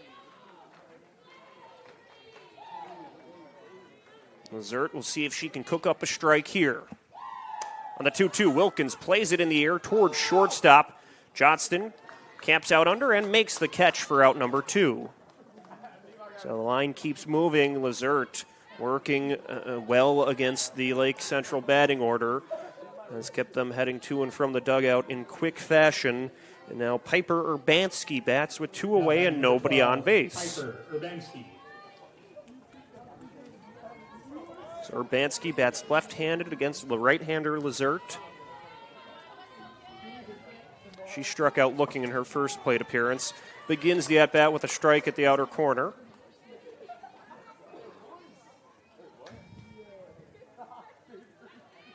So Lazert steps back, prepares for the 0-1 pitch. That's low and away. We'll go even at 1-1. It's been a tight game with Lake Central scoring 1 in the top half of the first, Crown Point adding 1 in the bottom of the second. It's been all zeros since then. And the 1-1 swung through for strike 2 as we are in the top of the fifth. Every at-bat feels that much more important now with the score even at 1 apiece. Wilkins trying to break through here. She takes the 1-2 to right field. Yarbrough will venture on over, makes the catch for out number 3. It's another 3-up, 3-down inning as Crown Point will get ready to bat when we return for the bottom of the fifth inning. We're tied at 1. You're watching Game Night on the Region Sports Network, the only game in town.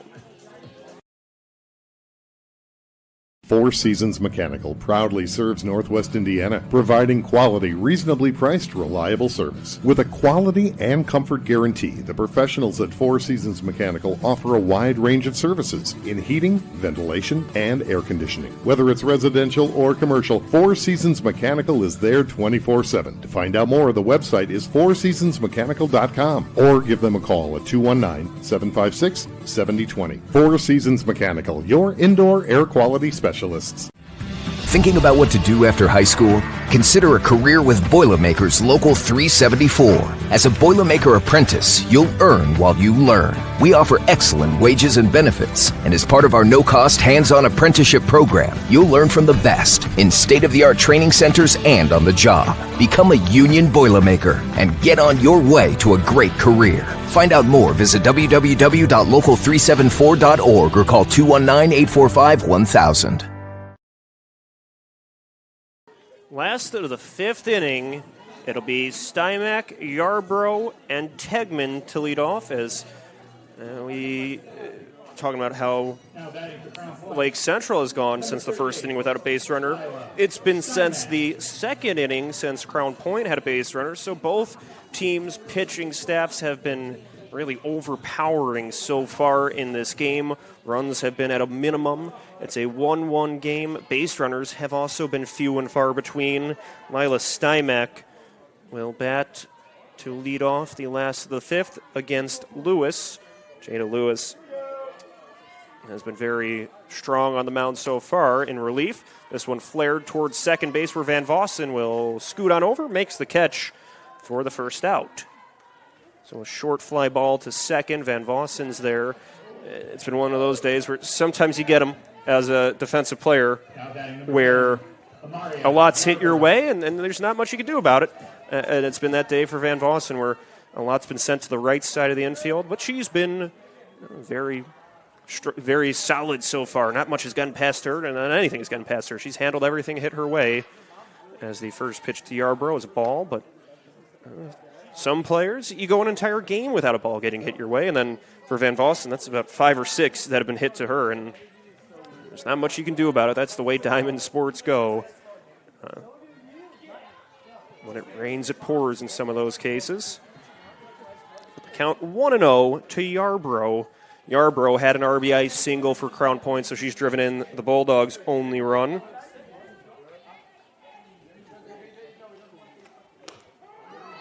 The 1-0 called strike one. Lewis able to find the upper third there. So the county's even at a ball and a strike. It's starting to get a bit of a cloudier day, but overall, a nice day at the ballpark. It's a windows open type of day in the press box. The 1-1 is high and in. Count goes 2-1. Lots of fans here. You get that big game feel in front of a big crowd at Cynthia Field, and they've been treated to a strong pitching performance from Paige Lazert, Colby Tressel, and Jada Lewis in this game. The 2-1 pitch. Jabbed on the bunt, foul. Yarbrough was trying to line that one down the third base line, but it did not go the way she wanted it to. We'll even the count up at 2-2.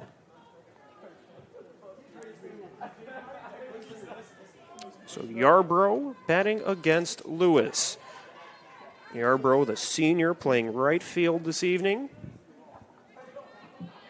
Lewis checks up on the sign. Winds. And the pitch. Swing and a miss, strike three. Yarbrough's down swinging for the second out in the inning. And the batter will now be Scarlett Tegman. Tegman singled in her first at-bat, flew out to short in her second. She represents the last out of the fifth inning, trying to break through for the Bulldogs. Now batting number 3, Scarlett Tegman.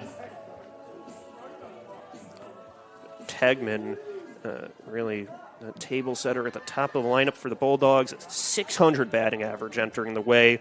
Has scored 15 runs. One of those odd things, too, is The first pitch and strike. She only has 3 RBIs, but that speaks to where she's batting in the lineup. She's often one of the first batters up in an inning, and that can be misleading as there's always that debate on how much weight do you actually put on RBIs. It's all context matters for that, and that's certainly the case with Tegman. Is she is very frequently on base for the batters behind her to bring her home to score runs. The 0-1 is low, evens the count at 1-1. So the RBIs don't tell the full story for Tegman, obviously. She has a double and a triple on the season as well. On base percentage of .657.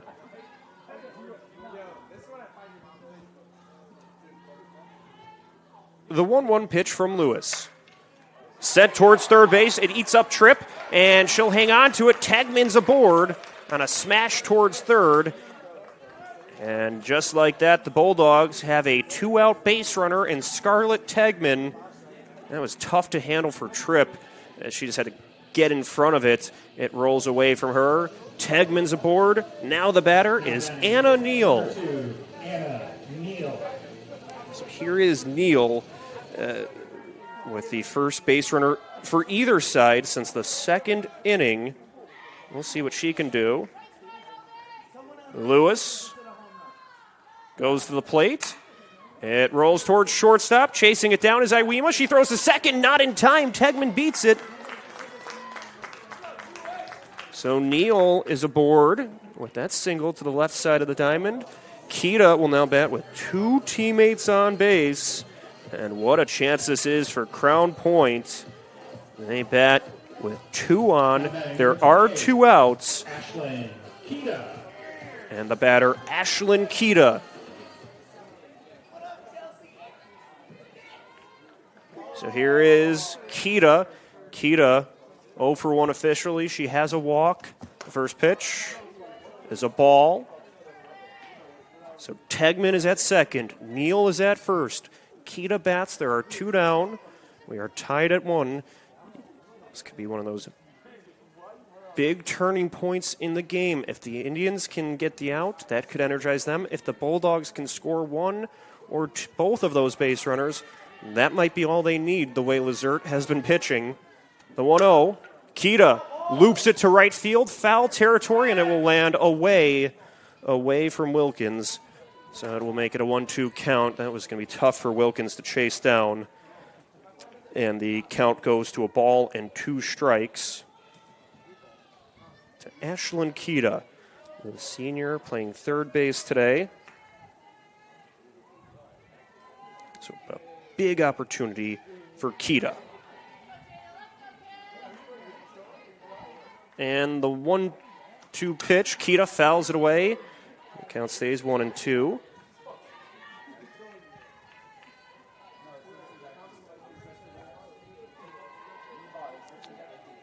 Kita could break this game open for the Bulldogs if she's able to get a hold of one. Lewis will have to be careful in the circle. She is 1 strike away from getting out of this inning, but it's very, very dangerous here with the Bulldogs batting. The 1-2 fouled away. Kita wastes a pitch, keeps the at-bat going.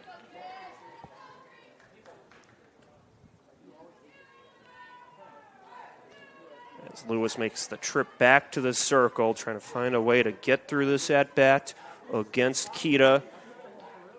Kita, part of that first inning in which the Bulldogs had 2 in scoring position but left them stranded.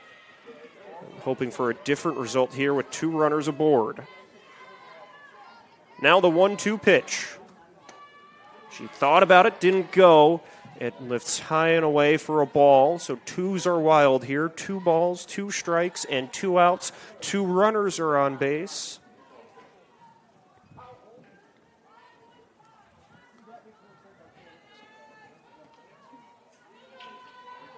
So now the sophomore Lewis gets ready for her pitch. Here we go. The 2-2. Kita puts it in the air to left field. Looking up is Urbanski into foul territory. She makes the catch, and the inning's over. Kita able to work well with 2 runners on base, induces a fly out to left field where Crown Point will have to head back onto the field after leaving 2 runners stranded on base. We go to the 6th inning, all even at 1. You're watching Game Night on the Region Sports Network, the only game in town.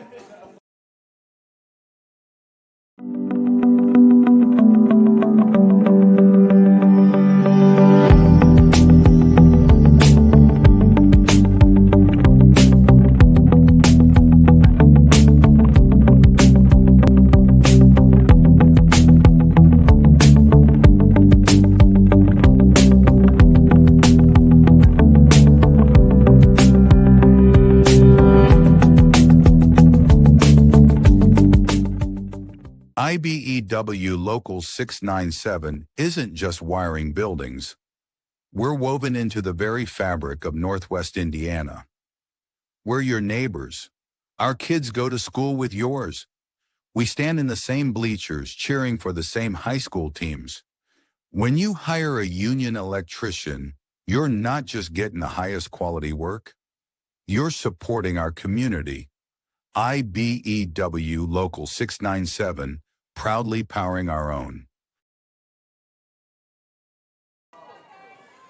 The top of the order back up for their third at-bats in this ball game for Lake Central as we begin the 6th inning of what's been a real exciting matchup between two heavyweights in the Duneland Athletic Conference, two of the top teams not just in the region but in the state, as the first pitch to Van Vossen from Lizert is called ball 1.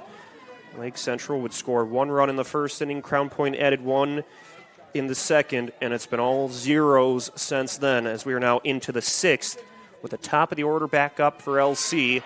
Lizert's next pitch is a ball. Van Vossen reached on that drop third strike and scored the only run of the game for Lake Central. And with both offenses having so many prolific players, it's been the pitchers that have been the story today. The 2-0 is strike 1, and that's just where now anything that's put in play will be that much more important. It is that much extra emphasis on the defense to try to field it cleanly, because this is the part of the lineup for Lake Central that could make you pay for those mistakes. The 2-1 pitch, fouled backward to the screen. It might not take the picture-perfect double into the gap to reach base. It might have to be something wacky that just gets through and you capitalize on it, but you really have to earn a trip aboard base against Lizert, as she has been outstanding, has not allowed a base runner since the first inning, and has the count even at 2-2 here. Van Vossen fouls it towards left field, and it breaks out of left field, out of the concourse.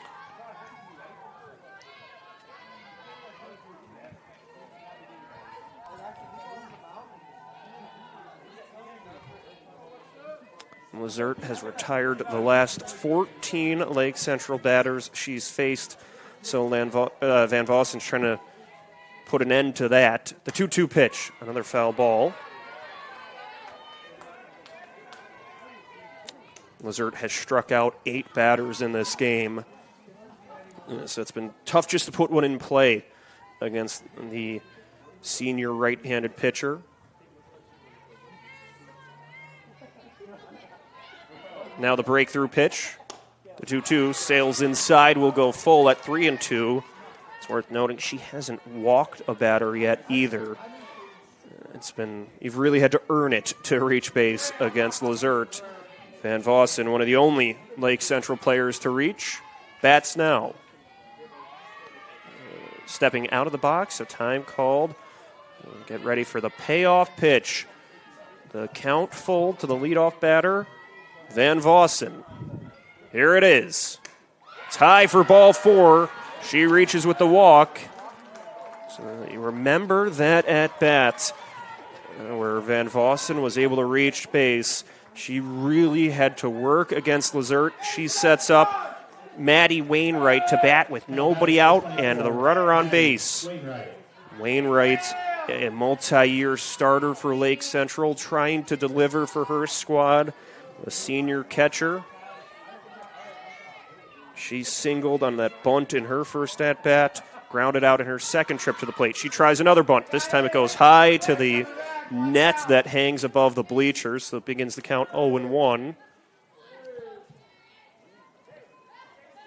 So Wainwright will see what she can do here against Lazert. Both players get ready to resume at their spots after the foul ball on the bunt. Van Vossen, the runner at first. The Indians will try to get her on the move.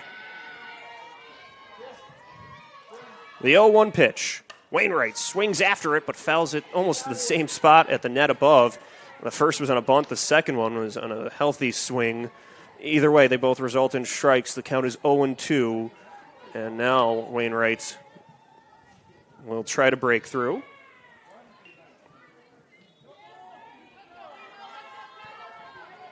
And Lazert has been in a good rhythm here. Had retired 14 batters in a row prior to that walk to Van Vossen. Trying to start a new streak here. The 0-2. That's away. Count goes 1-2 as Van Vossen will step back to first.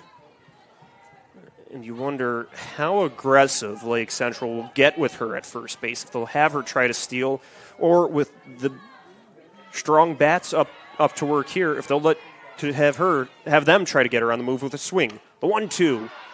Lofted foul to the bleachers.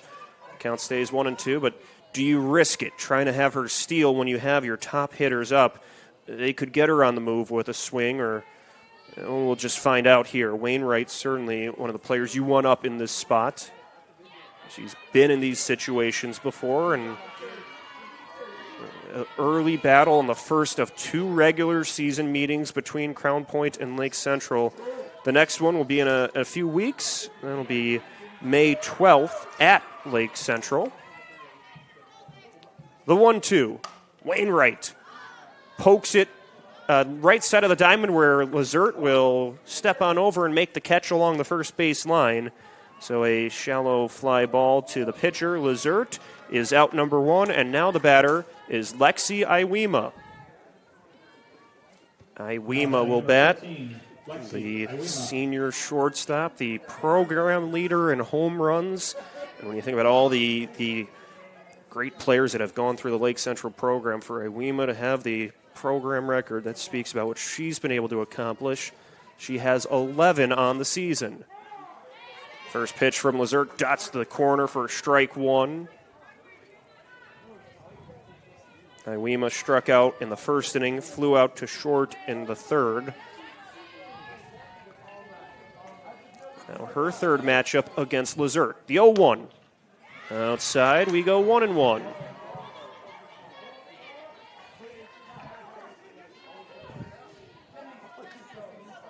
So Lazert been pitching away from Iwema a bit here, setting up outside. We'll see what she does with the count now 1-1. Iwema fouls it, curling towards left field, and it will land out of play just beyond the bullpen. So the count now 1-2. Iwema down to her last strike. As Lazert trying to cook up a winning recipe here for the Bulldogs. Here's the 1-2. Outside will be even at 2-2. The runner at first base is Van Vossen. You can't forget about her. She was able to battle back and earn a walk. The only walk of the day thrown by Lazert. The 2-2. Iwema taps it foul to the backstop, keeping the count at 2 apiece. What a game this has been between Crown Point and Lake Central, as we are even at 1 run apiece in the top of the 6th inning. The pitchers have been outstanding. Iwema bats with a 1 out and a runner at first base. The 2-2 pitch. Foul to the backstop. A pair of Division I recruits in Lazert and Iwema. They are both really making each other work here to try to end this at-bats. Lazert has had some very good pitches. Iwema has fouled away the last couple.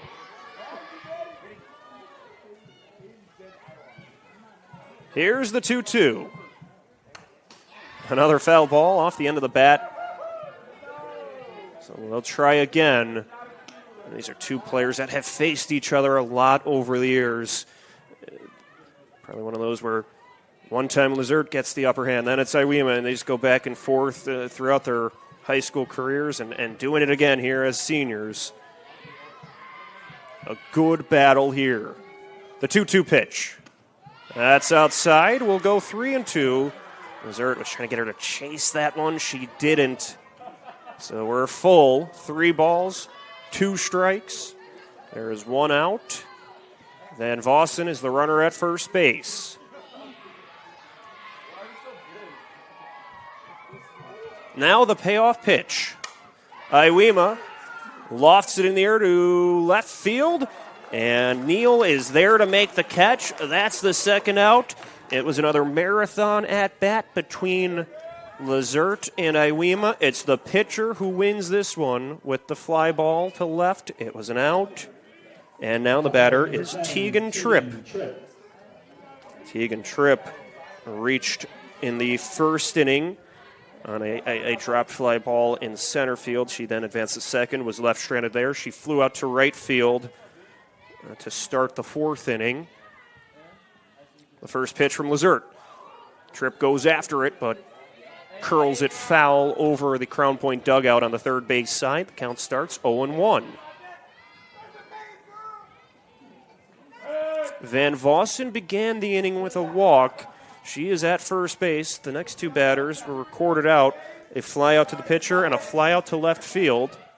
The 0-1 pitch gets past the catcher. Van Vossen will scurry on over to second base. She advances to scoring position at second. So the pitch was low for a ball. It got past Chisholm, and then Van Vossen was able to advance 60 feet. She's at second base. So Tripp, we'll see if she could bring her home.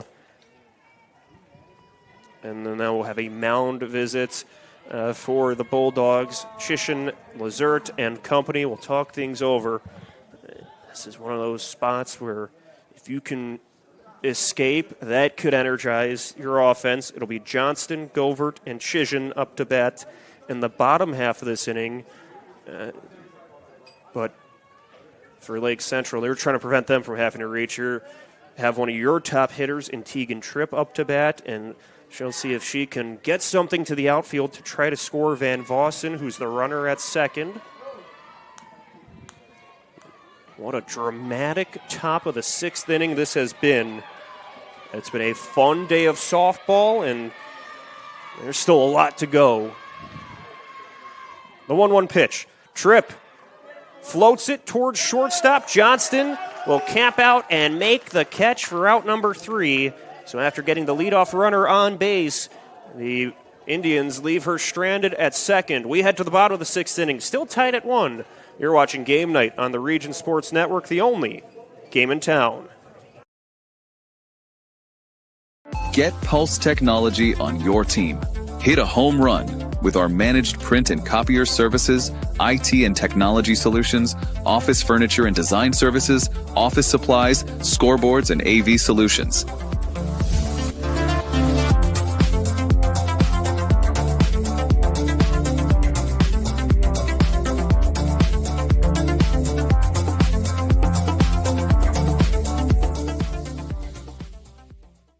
Earn while you learn from the best hands in the business. The Bricklayers Allied Craftworkers for Indiana Kentucky Apprenticeship. That's right, this is a paid apprenticeship. I'm getting an education while learning a trade and getting paid for it. The thing that surprised me the most about this apprenticeship program is the respect I've received after the proper time and training. Classes start soon, so apply now. There are training centers throughout Indiana and Kentucky. We are the Bricklayers and Allied Craftworkers for Indiana Kentucky Apprenticeship. The best hands in the business. Bottom of the 6th inning at Cynthia Field, where we are still even up at 1. Paige Lizert was able to work her way out of the top half of this inning after walking the leadoff batter. Just her first walk of the day, and she was able to induce 3 flyouts to end the inning. And now it'll be Lulu Johnston, Eva Govert, and Elle Chisholm to bat for Crown Point. In the bottom of the 6th inning, Jada Lewis still pitches for Lake Central. She really pitched well in the 5th inning after there were 2 runners on base, but then she was able to execute a fly out to left field. The first pitch to Johnson, skips over to shortstop. Iwema gets to it, throws a dart across the diamond for the out. Nicely done by Iwema.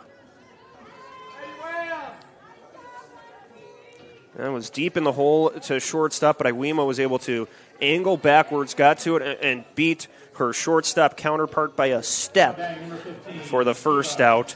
Now Eva Govert will bat. Govert bats with one out, nobody on base. She has a pair of flyouts to center field in the game. Looking for a different result here. Lewis has that one tapped back to her. She scoops it up, throws to first. Now there are 2 outs. Govert with that check swing. It hits right in the middle of the bat, goes to the pitcher, and no problem there for Lewis. It's a 1-3 ground out. There are 2 outs, and now Elle Chizen will bat. Chizen singled and scored in the second inning. She was pinch run for, but either way, she reached base and then lined out to short in the 4th inning. She bats now with 2 outs and nobody on base. First pitch from Lewis is away for a ball. Kind of a cool moment as the JV teams just wrapped up their game, so now both crowds get an extra boost from some of the underclassmen players that are there to cheer on their fellow teammates. And what a fun atmosphere this is at Cynthia Field. As the crowd making some noise for Lewis. The 1-0. High for a ball. Will go 2-0. Lots of fans wearing red and white for Crown Point and then blue and white for Lake Central, knowing that this is a major matchup of 2 teams that are looking to try to capture a state title this season. The 2-0 is taken high for a ball. Will go 3-0. A good eye in this at-bat for Chizen.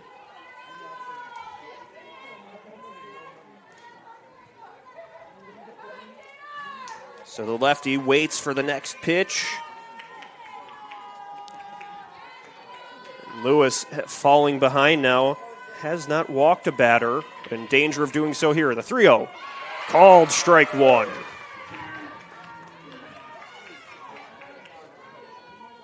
Lewis was brought in relief in the 3rd inning.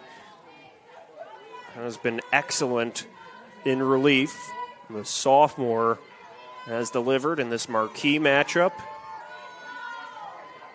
The 3-1 pitch. That's low and away for ball 4. Chizen is aboard with the walk. So she reaches for the 2nd time today. The first walk thrown by Lewis. It extends the inning, and now Stella Dauphin will bat. Dauphin bats with a runner aboard and 2 away. So the potential go-ahead run is on base for the Bulldogs in the bottom of the 6th inning. Even with 2 outs, this is a major spot in the game. First pitch from Lewis is a ball, and now the lights starting to take effect at Cynthia Field as approaching the middle of the 6 o'clock hour, but it's been a fun day as this game has been moving along. The 1-0 from Lewis. Fouled back to the catcher. Evens the count at 1-1.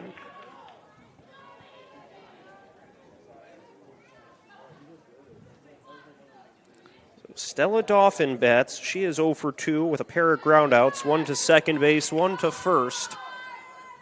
Looking to flip the script here, find a different result. Now the 1-1 pitch. Misses upstairs, moves the count to 2-1.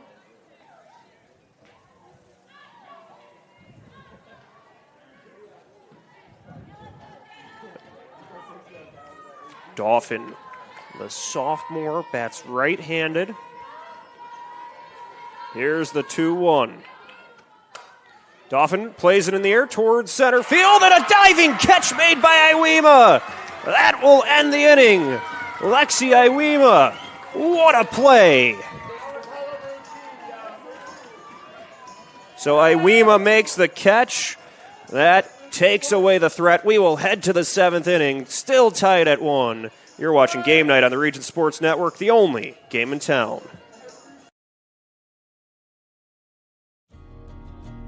At American Testing Services, based in Hobart, Indiana, we specialize in NDT drone inspections and heat treatment services for local mills, fab shops, and facilities across the country.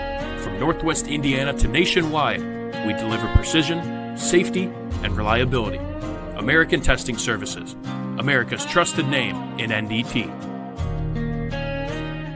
With electrical services from Economy Electric Heating and Cooling, you can radiate the perfect amount of light and energy into your home. From rewiring and code upgrades to ceiling fans, lighting, security, and more, Economy Electric Heating and Cooling's trained electricians will make sure you can enjoy your home on full power all the time. For a free estimate on electrical work, call Economy Electric Heating and Cooling at 219-923-4441, and you can visit them on the web at 4ajobdoneright.com. That's the number 4ajobdoneright.com.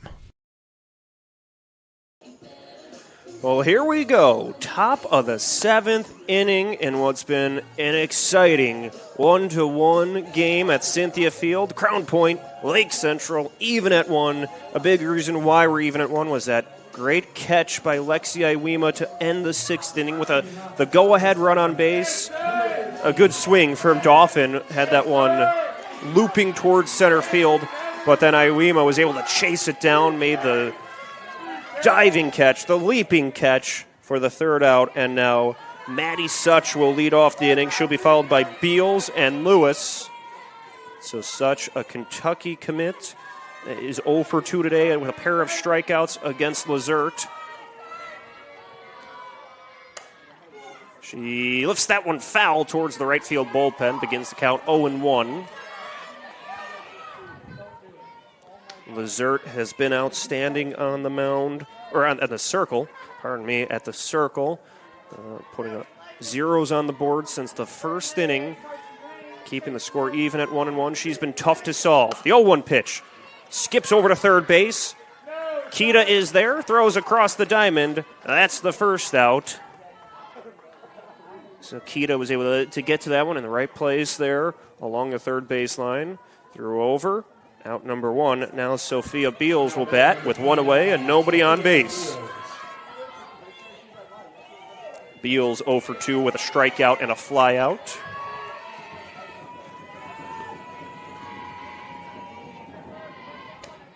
She swings through the first pitch for strike 1.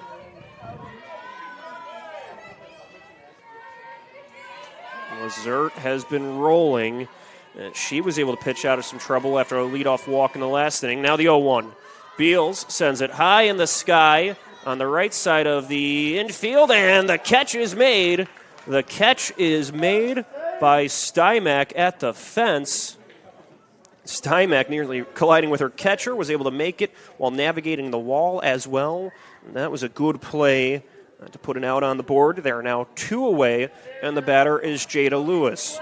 Lewis has been outstanding in the circle for the Indians. Now she bats, trying to break through for her team, could help her own cause. She's thrown 4 very good innings of relief work. The first pitch from Lizert is high for a ball.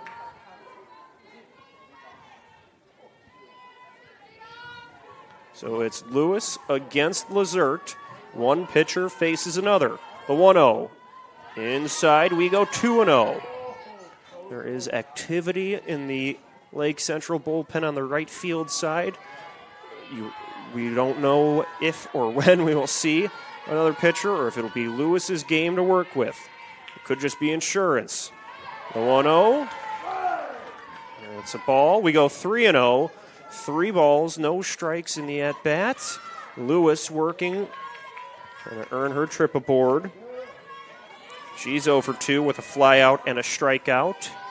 There's a lot of Lake Central players with that same stat line. The 3-0 is called a strike. Count goes 3-1. So good pitch at the corner by Lizert. Keeps her in the at-bat. She winds, brings a 3-1 to the plate. Lewis puts it in the air towards center field. And Tegman's there to make the catch for out number 3. It's a 1-2-3 inning for the Indians. We will head to the bottom of the 7th inning. We'll see if the Bulldogs could walk it off. We're tied at 1. Heading to the last of the 7th. Stick around. You're watching Game Night on the Region Sports Network, the only game in town. Sometimes the hardest part of improving your business isn't coming up with a great idea. It's knowing what to do with it. Chester Inc. Architectural and Construction Services is ready to meet all your industrial and commercial construction needs. Whether it's a small build-out or a complete construction project, Chester will design, build, and finance. Our team eliminates multiple contractors, providing you a single point of contact while staying within your budget. Chester Inc. Architectural and Construction Services, turning your ideas into realities. You ready? Let's go! Yeah. For those of you that want to know what we're all about, it's like this, y'all. This is 10% luck, 20% skill, 15% concentrated power of will, 5% pleasure, 50% pain, and 100% reason to remember the name. Your future starts here!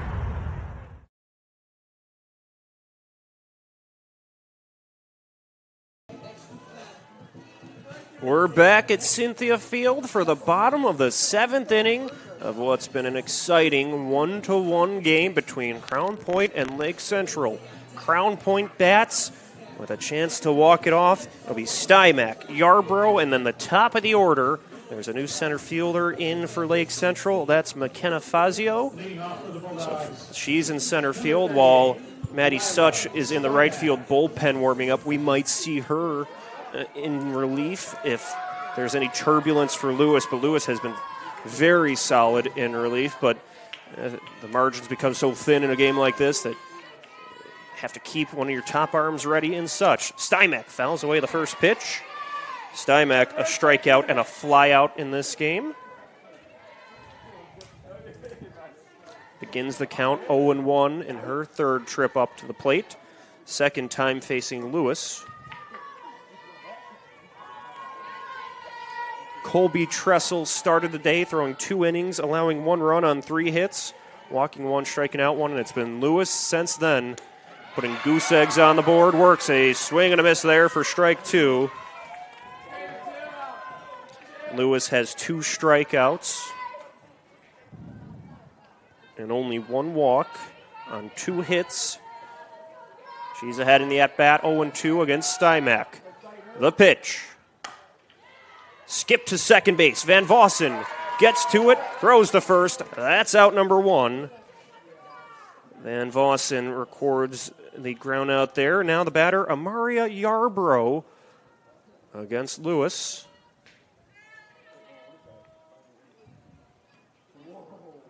Or it'll be a pinch hitter. It will be a pinch hitter. It will be Ella Slavina in for Yarbrough.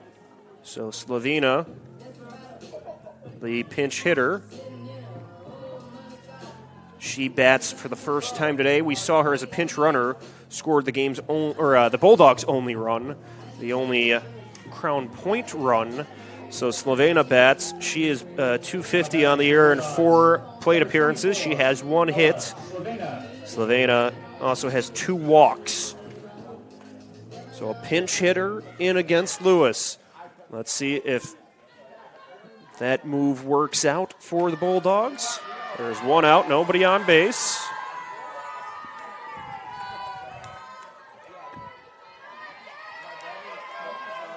Lewis winds and fires. Slavina checks on the first pitch. It's a strike. The count opens 0-1.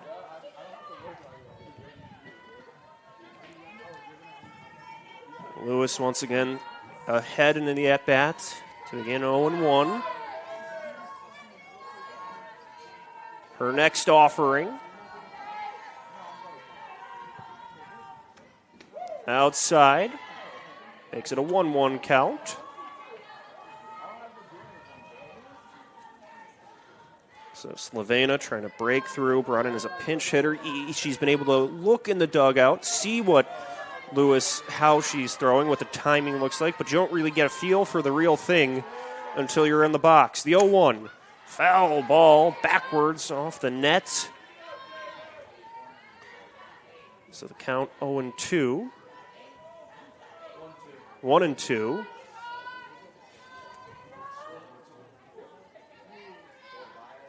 Slavena. In her first plate appearance, represents just that chess match, bringing in a pinch hitter in a big spot in the game with the game on the line. 1 out in the inning. Called strike 3. Lewis catches her looking for out number 2. Now the top of the order, Scarlett Tegman is up to bat for Crown Point with 2 outs, nobody on base. There could be extra innings brewing here if Tegman cannot reach base. It's been an exciting defensive battle. There have been some very good plays made by a handful of players. Van Vossen's had a good day at second base. Iwema made a tremendous catch at shortstop. And we might have to play another inning, as the first pitch is a ball to Tegman. This was a big-time matchup. There was a lot of excitement going into it, and has certainly lived up to that pregame excitement. The count 1-0 to Tegman. She's reached base twice today with a pair of singles. We'll go 2-0. She has 1 single against Tressel, 1 against Lewis. So the senior center fielder steps up to work. And she's ahead in the count, 2-0. The pitch. Tegman cracks it foul off the backstop. Makes it a 2-1 count. A quick swing, but it slices foul.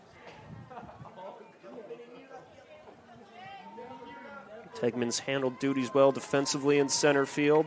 Has contributed with 2 hits. Trying to help her pitcher, Lazert, out here with some offense in the bottom of the 7th inning.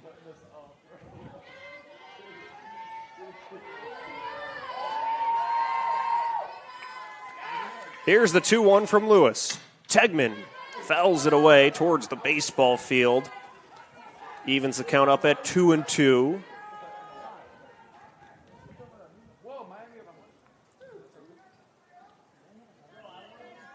As the umpire gets a new softball, gets it to Lewis, that allows her a bit of a time to reset here and just try to get that right pitch queued up here to find a way to get Tegman out. Tegman 2 for 3 today. She had a fly out to second base to end the 2nd inning, and that occurred with a runner on base. Here's the 2-2. Off the end of the bat to third base. Tripp loses it, and the throw is not in time. Tegman reaches for a third. Tripp aboard base with 2 outs in the bottom of the 7th inning. That was off the end of the bat to Tripp at third base. It got away from her, and that extra split second was all Tegman needed to reach. Tegman, the potential game-winning run, is on base, and Anna Neal will bat. But first, we will have a meeting at the mound, at the circle, a mound visit with Such warming up in the bullpen. Maybe we'll see her. Maybe Lewis will stay in. We'll find out.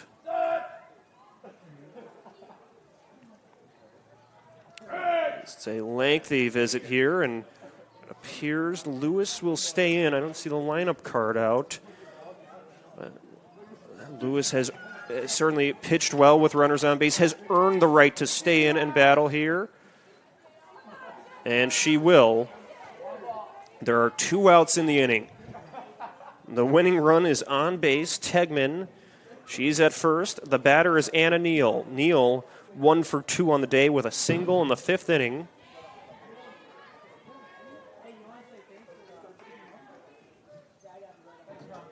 As the umpire makes his way back behind home plate, let's get ready. Lewis pitching, Neal batting, Tegman's on base. We're tied at 1. There are 2 outs in the last of the 7th inning. What a moment here as Anna Neal bats. The pitch from Lewis. Neal fouls it backward. The count starts 0-1.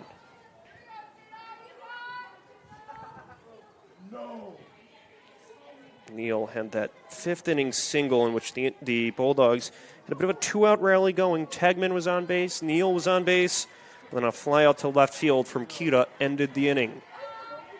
They'll look for a different outcome here. Now the 0-1. Tegman looked as if she was going to run, gets back to the base. The count, even as that pitch was high, the count goes 1-1. You have to be mindful. Maddie Wainwright behind the plate, and IU commits. She could throw out a lot of runners, so you have to have a strong start if you're going to try to swipe a base against her.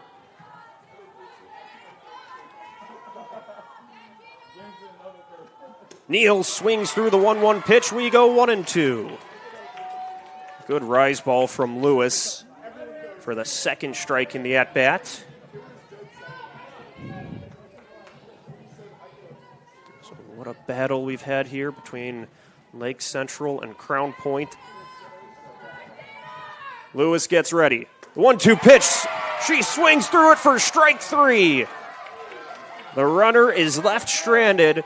We are through 7 innings, still tied. We will head to the 8th inning, trying to find a winner here at Cynthia Field. Stick around. You're watching Game Night on the Region Sports Network, the only game in town.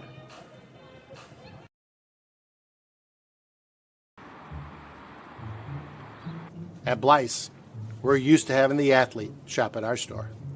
Down, sit, put. But sometimes they get carried away.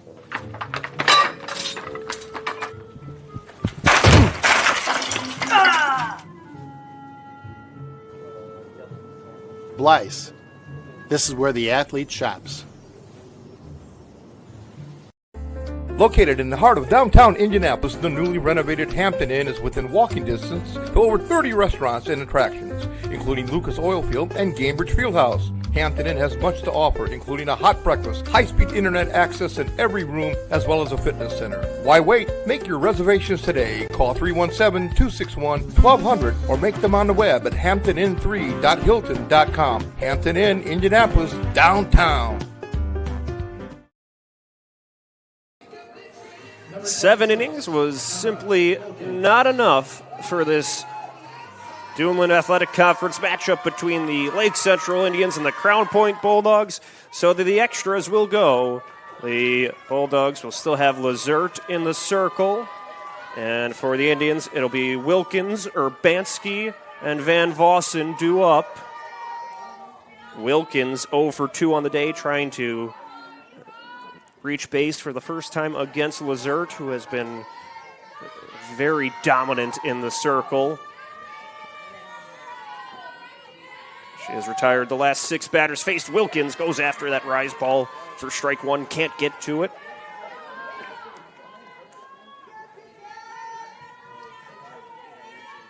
There have been 8 strikeouts on the day for Lazert as we begin inning number 8. The 0-1 pitch. Wilkins taps it foul to the backstop. She's behind 0-2.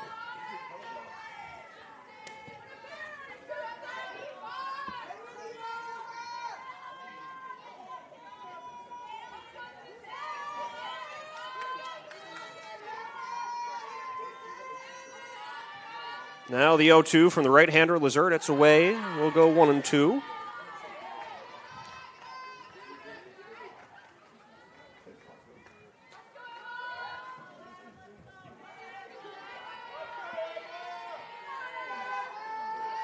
The 1-2 pitch. Swing and a miss. Strike 3. Strikeout number 9 for Lazert. Wilkins goes down swinging to start the inning. Now the batter will be Piper Urbanski. Urbanski has a strikeout and a fly out to right field in her first 2 plate appearances. Now she bats for the 3rd time against Lazert. The left-handed batter Urbanski anticipates the pitch from Lazert. And it's a fastball at the outer corner for strike 1.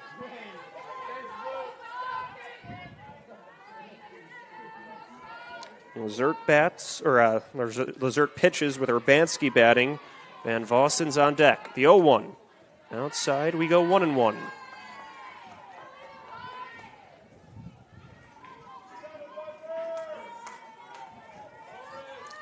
What a game this has been. And now anything close could really make it that much more crucial. And that's strike 2. Both teams have been really unable to advance base runners in the later stages here. It's been a well-pitched game between Lazert and Lewis. The 1-2 from Lazert. Off the end of the bat, foul. Urbanski stays alive.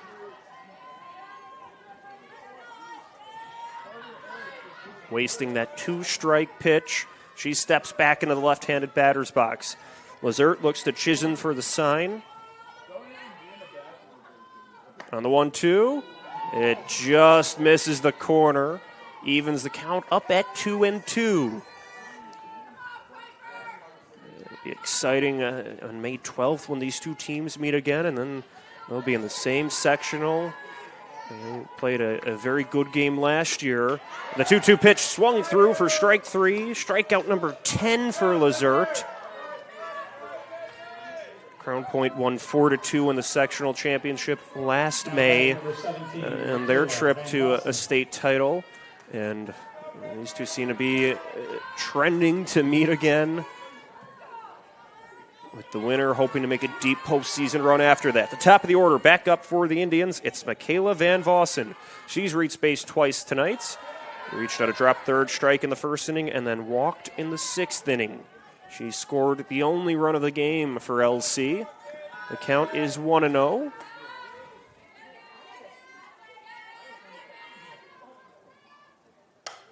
Van Vossen loops it towards left field. Foul but playable. A diving play made by Neal. It just goes past her glove for a long strike 1.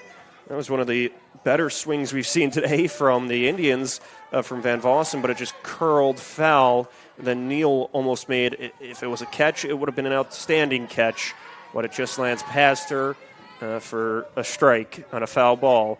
The count even up at 1-1. So Van Vossen has been able to battle this sophomore. Not when you say you reach base, go into the game telling her you're going to reach base twice, but it'll be on a drop third and a walk. Maybe not what you were hoping for, but it's been what her team has needed her to do. And she's trying to earn a third trip aboard base with 2 outs in this inning. The count is 2 balls and 1 strike.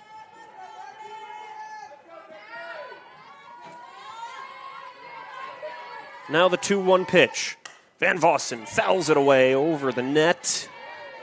So 2s across the board here. 2 balls, 2 strikes, 2 outs. Lazert has struck out the first 2 batters she's seen in this inning. Trying to see if she could strike out the side.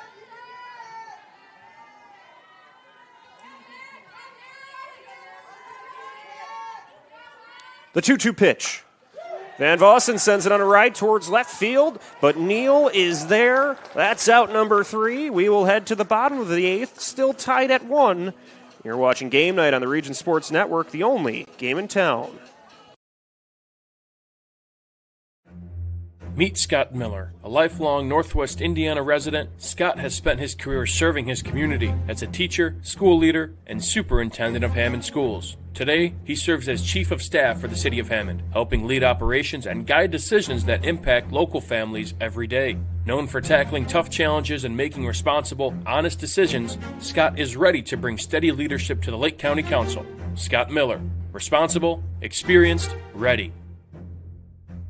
Mortaranos Roofing is a family-owned business established in 1986, celebrating over 40 years. We have completed over 5,600 roof replacements, repairs, and chimney projects, focused in Northwest Indiana and Southwest Michigan. Mortaranos Roofing has always put family, friends, and customers first in our mission to complete roofing projects with the greatest care and consideration as if it was our own. Give them a call today for a free estimate at 219-872-8246. Mortaranos Roofing. Protect your past, present, and future roofs for you and your loved ones and your legacy.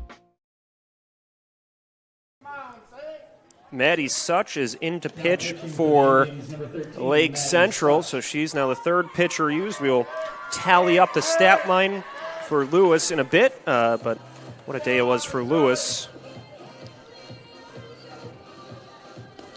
3 hits against, 1 walk, 4 strikeouts, no runs in 5 innings of relief work for Jada Lewis. Now it'll be up to Maddie Such, the junior, a Kentucky recruit. She plays in the outfield. She pitches as well. Her stat line as a pitcher will be as follows. Such is 5-0 on the year, a 0.61 ERA, and she has pitched 23 innings with 11 hits against, 4 runs, 2 of those were earned. She has walked 8 batters while striking out 39.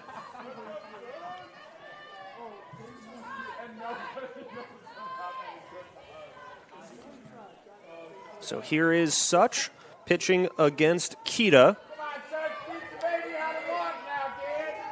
So Kita, 0 for 2 on the day with a walk, takes a first pitch strike from the right-hander Such as we are in the bottom of the 8th inning. The count 0-1. So Lewis with a long relief outing. Kept the Bulldogs in check. Now we'll see what Such can do with the count now 1-1 to Kita. There's a brief timeout called and a discussion with the home plate umpire, so we'll wait to see what's going on there.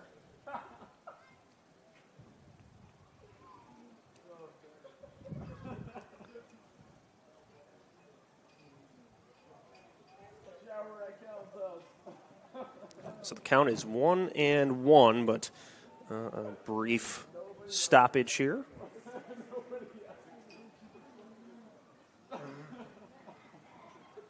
So now everybody will meet at the circle. Is it potentially about the substitution for the center fielder Such? That occurred in the last inning where Fazio was out there Fazio's been out in the center since the 7th inning, I believe. Whenever the last at-bat was for Such, then she went down to the right field bullpen, but was the substitution officially recorded? I'm not entirely sure, so I think that's what they're discussing, but either way, that's a lengthy pause, and, we'll get things figured out. Fazio is in center. Such is at the circle, and, well, now the umpire makes the way back, and, we'll see another new center fielder, so get that squared away.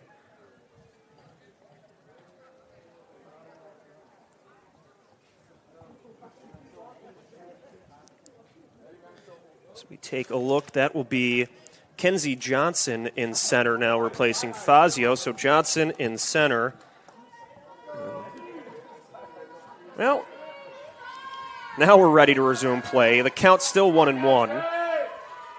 The pitch from Such, just inside for ball 2.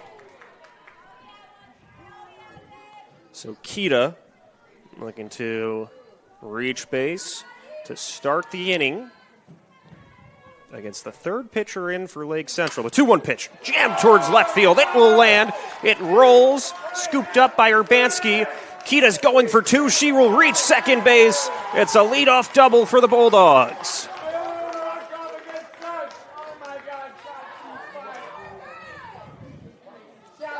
So Kita crushes one to left field. She's aboard.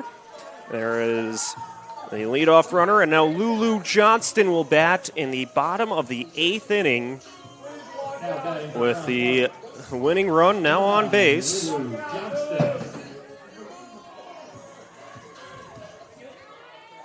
So Johnston bats. The pitch from Such, called strike 1. Johnston 0 for 3 today with a ground out to second, a strikeout, and a ground out to short.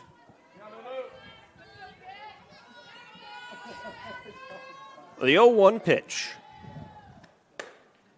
Outside for a ball, makes it a 1-1 count.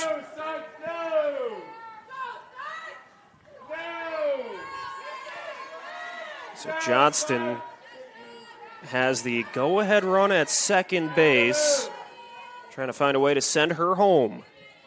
On the 1-1, Johnston gets it off the end of the bat, but it slices foul and out of play. So she falls behind 1-2.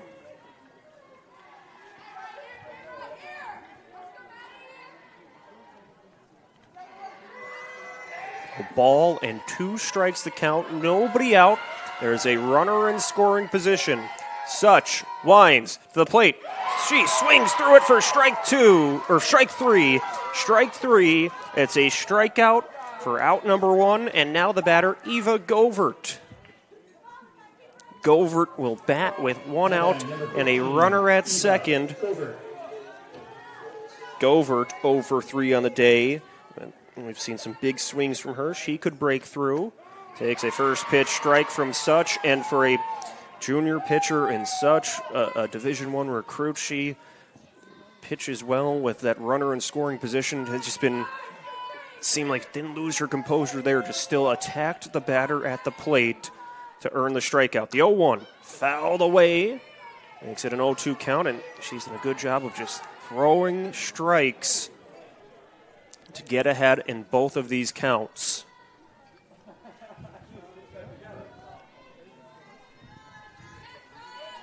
So the count 0-2 to Eva Govert, who has not reached base in the game. The pitch at the corner for strike 3, back-to-back punch-outs. And now Chisholm will bat with 2 away and the go-ahead run at second. So the catcher steps up to bat in the left-handed batter's box. Elle Chisholm will look to try to drive in the winning run. While Such will look to try to cook up an out. Get her team's bats back up to face Lizert again. We are in the 8th inning of what's been a very well-played game. We're trying to find who could be the hero here in the extra innings.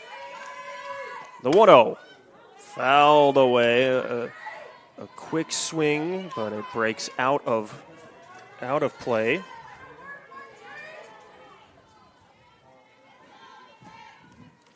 So the count 1-1 to Chisholm. Such winds, brings it to the plate. High for ball 2. So a patient approach by the batter has worked her way ahead in the count. Chisholm has reached base twice today with a single and a walk. Here's the 2-1. Just upstairs. 3-1 the count.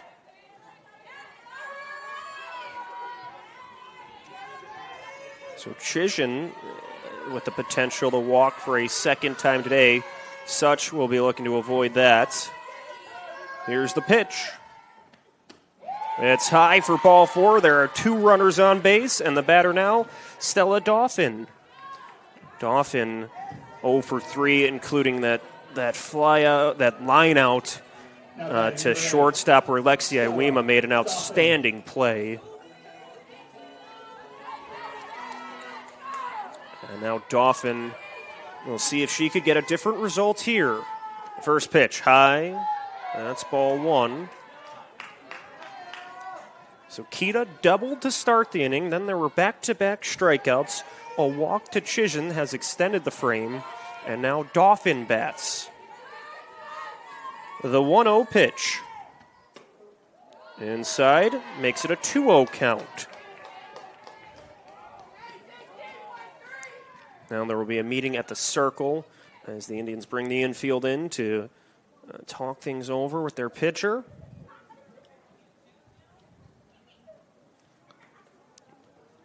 One of those big moments in the game where if the Indians could get an out here, we'll try to see if they could pick up the offense and find a way to get a run against Lizert, or if the Bulldogs could just drop something into the outfield to try to score Kita. That would end the game in walk-off fashion.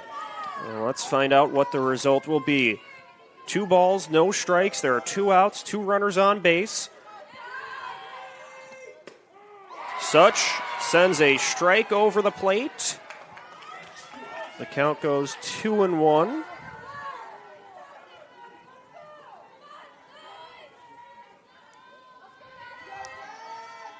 The next pitch, fouled to the screen. It will even the count at 2-2. So now Dauphin finds herself down to her last strike. With 2 outs in the inning, down to her last hope to try to walk it off for the Bulldogs. Now we wait the 2-2 pitch. It's strike 3! Such gets her looking, ends the inning, leaves the go-ahead run on base. We will head to the 9th inning here at Cynthia Field, still tied at 1. You're watching Game Night on the Region Sports Network, the only game in town. I was born, raised, started the family, and worked my nearly 30-year career in law enforcement, both as a local police officer and as an ATF agent, all here in Lake County. I promise to lead differently, restore the public's trust in the Sheriff's Department, and to build a world-class police organization that is focused on serving you. In this election, Lake County residents have a different choice, a better way. I'm Jason Gore, and I approve this message. On-Site Generator Solutions is a locally owned and operated power partner for Northwest Indiana homes. With over 14 years of experience, they handle tasks such as generators, residential electric, plumbing, automotive care, and more. You can find them on Facebook. Give them a call at 219-516-6800 or search them up on the web at onsitegeneratorsolutions.com. On-Site Generator Solutions. Power you could count on every time, everywhere.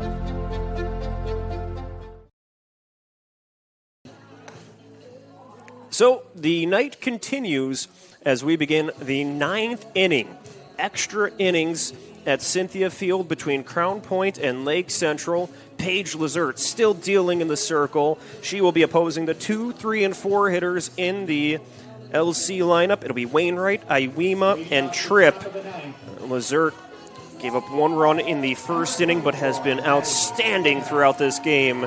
Just moving along. The Indians have used 3 pitchers. Such did a very good job pitching her way out of trouble with 3 strikeouts in the bottom of the 8th inning. She was able to work her way out after a leadoff double and then a 2-out walk. Got a strikeout looking to end the inning. Now we go to the 9th. As the lineup cards are out, I'm sure that has something to do with the spots in the lineup of Such and Lewis, as we'll get that all sorted out later. But for now, the batter will be Maddie Wainwright. Wainwright 1 for 3 today with that bunt single in the first inning, and a quick timeout called at the plate. As here we go, top of the 9th inning, set to begin. Lazert against Wainwright. Wainwright fouls it away, and I talked about it earlier. It's cool seeing the JV game. Obviously ended quite some time ago, as that went by much quicker than this one, but not complaining. Obviously, this has been a very good game, but cool seeing both JV teams supporting and bringing that extra boost to the cheering sections for both sides, as it's a good crowd here at Cynthia Field. The 0-1. Strike 2. A tail just to the far corner. And the count goes 0-2. So Wainwright down to her last strike.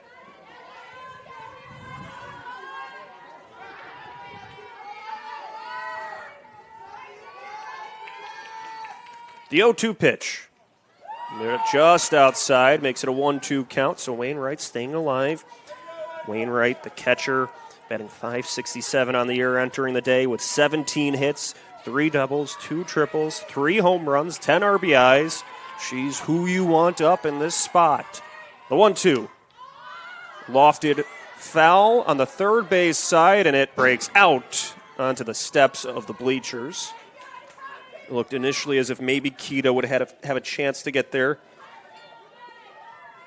And now the count, a ball and 2 strikes.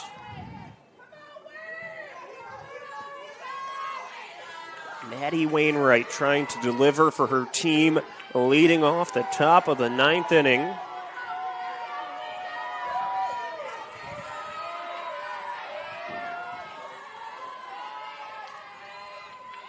The 1-2 pitch. Wainwright sends it through the gap into left field. She will reach to begin the inning. That's a leadoff single. And the go-ahead run is on base. Wainwright reaches for the second time today.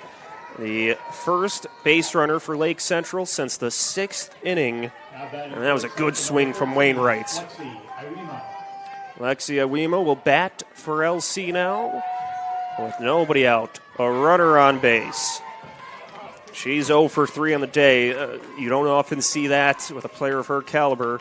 She will look to try to change it. The first pitch from Lizert is a ball. Iwema had that outstanding catch in the 6th inning to end that inning with a runner on base.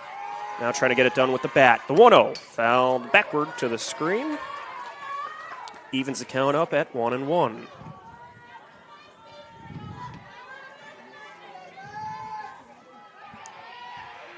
Right-handed pitcher versus a left-handed batter, a pair of Division I recruits. Lizert to Miami, Ohio. Iwema to Indiana. The 1-1. Iwema cranks it towards left field, but it will slice foul and into the Bulldog bullpen for a long strike, just a bit behind that one, fouling it to left field. That would have been trouble if it was fair, but it sliced foul into the bullpen.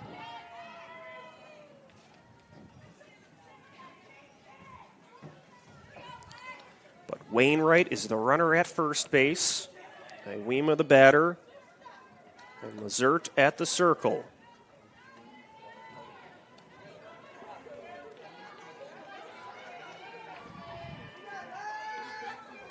As Lizert gets a new softball here, as it's been a long day, but a fun day of softball. I mean, how often do you see a game that about 2.5 hours with just 2 runs scored, but it's been a lot of drama in here despite the 1-1 score. This has been a fun one at Cynthia Field. The 1-2. Outside we go 2-2. And a lot of times people, you like to see those high scoring, a 9-7, a 12-10 game, but honestly, this 1-1 game has been just as exciting as a high scoring game like that. The 2-2 pitch. Off the end of the bat, foul to the Bulldog dugout. Count stays 2-2. Iwema stays alive, wastes the 2-strike pitch. And it's been well played between these two teams. There haven't been a lot of mistakes, and if there have been, the teams have capitalized on them or just bounced back from them. It's been a real fun game. The 2-2. Iwema fouls it away, left side of the diamond towards the baseball field. Nobody's playing at the baseball field today. We've seen a couple times that some foul balls have been hit that way, but that hasn't disrupted anything that would have been going on there. So Lizert looking for something on the 2-2 pitch. Iwema lines it through the middle of the infield to center field. Wainwright will move up one station. She's at second base, and the line keeps moving for Lake Central. Back-to-back singles for Wainwright and Iwema. The batter now, Tegan Tripp. Tripp reached base in the first inning on a dropped fly ball in center field and then flew out her next 2 at-bats. She could deliver in crunch time for Lake Central here with nobody out, 2 runners on base. Or will Lizert rise to the occasion here? She has been outstanding today, unfazed when there have been runners on base. See if she can lock in here and get some outs, get her team's bats back up for the bottom of the 9th. Tripp takes the first pitch high. You think about the 8th inning where Crown Point had 2 runners on base and such was able to pitch her way out of that jam, recording 3 strikeouts. It's almost the same scenario for Lizert here. Can she work out of this? The 1-0. Tripp cracks it towards left field, but it breaks foul just past the Bulldog bullpen, evening the count at 1-1. Tripp wanted that pitch, but was just a little bit early on it. And now we will see a meeting at the circle for the Bulldogs. What a day of softball this has been, and reaching that point in the game where the Indians starting to heat up here and you feel the excitement on their side. It's almost feels like a playoff game here, which even though we're in mid-April, but the intensity is here. You feel every time a ball's put in play, just that pause of excitement in the crowd and waiting to see where it's going to go. This feels like it's lived up to the atmosphere you'd expect from the team ranked at the top of the 4A coaches poll in Crown Point and the third-ranked team in that same poll in Lake Central. A lot of excitement in the air here at the ballpark, and what a game we have been treated to. The count is 1-1 as everybody returns to their stations. Teague and Tripp back to the right-handed batter's box. Lazert at the circle. The 1-1 pitch. Tripp skies it. Foul, third base side, and it will not be playable. It's out of here. And the count goes 1-2. So Tripp down to her last strike. Has Wainwright at second base. Iwema at first. The score is even at 1. We are in extra innings. Top of the 9th inning. The 1-2 pitch. That's upstairs for ball 2. But just now, in the second extra inning, wondering who will be the hero this evening and for which side they will be the hero for. The pitch. Tripp lines it back to Lazert. She loses her glove, throws over to first base. And so, what was the call at first? Oh no, what is going on as Wainwright now caught in a rundown? So it's chaos here. Wainwright is safe. Iwema in a rundown. She is safe as well. Everybody's safe on the play. Oh my goodness. Oh my goodness. What? That was a wacky sequence. Iwema is in some discomfort at second base. I think she might have got stepped on. So I think what happened here, just trying to sort it out. The line drive back to the pitcher, she lost her glove, and so I think they're saying that wasn't an out. Then they threw down to first base, where then Iwema was called safe. Then they tried getting Wainwright out. So everybody, I think, is safe on the play. What a wild sequence of events we have seen here. And so, now Tripp will be sent back to the dugout. She is out on the play. The two other runners, Iwema and Wainwright, will be safe. I still think the catch technically should have been recorded on the line out to the pitcher. That out should count because the ball didn't leave the glove. If I am correct there, which hardly ever am, but that's beside the point. The play knocked the glove off her hand, but I didn't see the ball leave her glove. I think the out should still count. Then the throw in the first place was when things got wacky after that, because I thought it was a potential line out, throw out, but then Iwema was safe. Then she started running over to second base, and so there should be 1 out, 2 runners at second base, and the batter will be Maddie Such for Lake Central, and still getting things sorted out. Will Lazert stay in the game? There is activity in that left field bullpen, so you could move up Wainwright from second to third, Iwema from first to second, and Tripp is out. She lined out to the pitcher. So Such bats with 1 out and 2 runners on base. She was outstanding in relief in the bottom of the 8th inning. Now she will bat in the top of the 9th. She is 0 for 3 on the day, trying to break through against Lazert.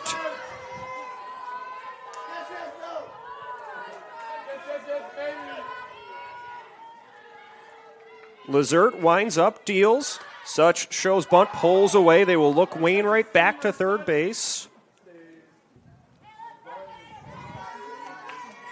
Makes it a 1-0 count.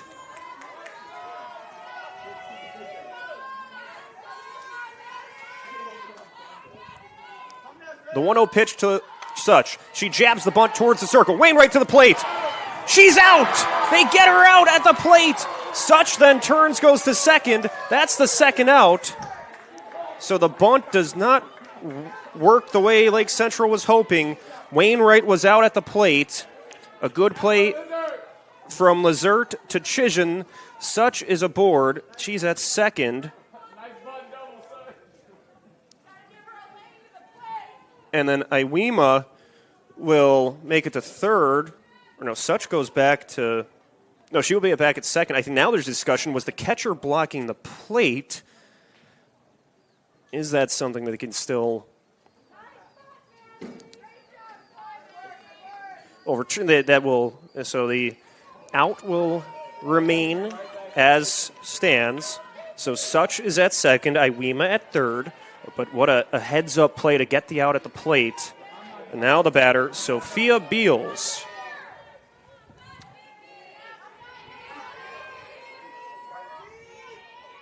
The pitch to Beals is high for a ball.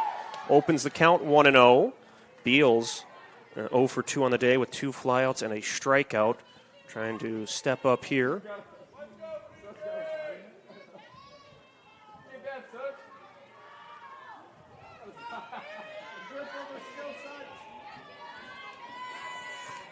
One 1-0, the count to Beals. Lazert made a nice play throwing to the plate to erase that run. And that's fouled away by Beals, but the Lake Central trying to lay down that bunt. It goes right to the pitcher. She throws home, beats Wainwright by a step on a close play at the plate. And now, with 2 outs in the inning, Lazert, who allowed the first 2 runners to reach, has been able to work a couple outs. The count even at 1-1. Beals does not go for that one. It's a strike. The count 1-2. What a job by Lazert. If she could pitch her way out of this jam, that would be quite the effort. Here's the 1-2. Beals fouls it above to the net. So keeps the at-bat going. As we are in the top of the 9th inning, 2nd inning of extras. The score all evened up at 1-1, 1-1. Lake Central scored in the first. Crown Point scored in the second. It's been nothing but zeros since then. As we are in extra innings. Beals awaits the 1-2 from Lazert. She taps it to shortstop. Johnston is there. Her throw over to first base in time. So Lake Central leaves 2 runners stranded as we head to the bottom of the 9th inning, still tied at 1. Stick around. You're watching Game Night on the Region Sports Network, the only game in town.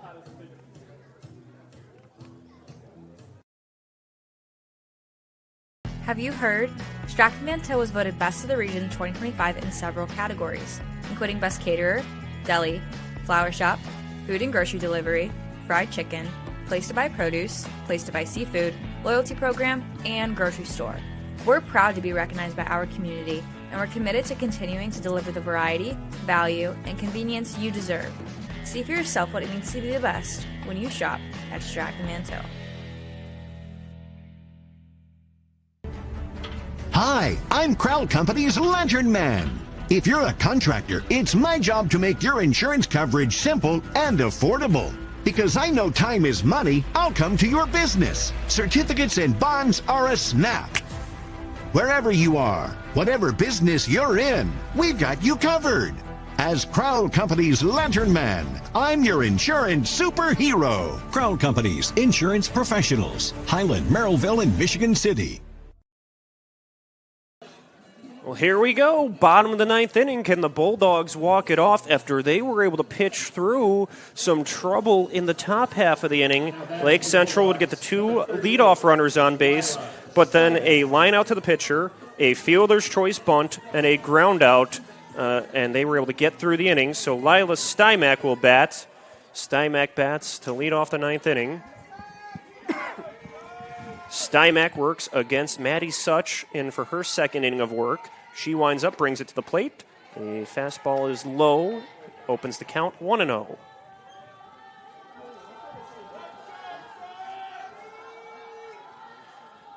So Stymack grounded out in her last at-bat. That was against Lewis. The 1-0 pitch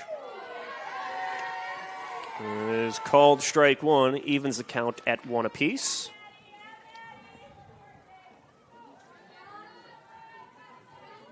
Stymack 0 for 3 on the day. The 1-1. Called strike two, but on the day we were 0 for 3. If you can deliver in the bottom of the ninth inning, those other 3 at-bats just become something that's not as important. All that matters is what you do with the game on the line. The 1-2 pitch. Just outside for ball 2. A nice fastball, but it was low and away. Count evened up at 2s.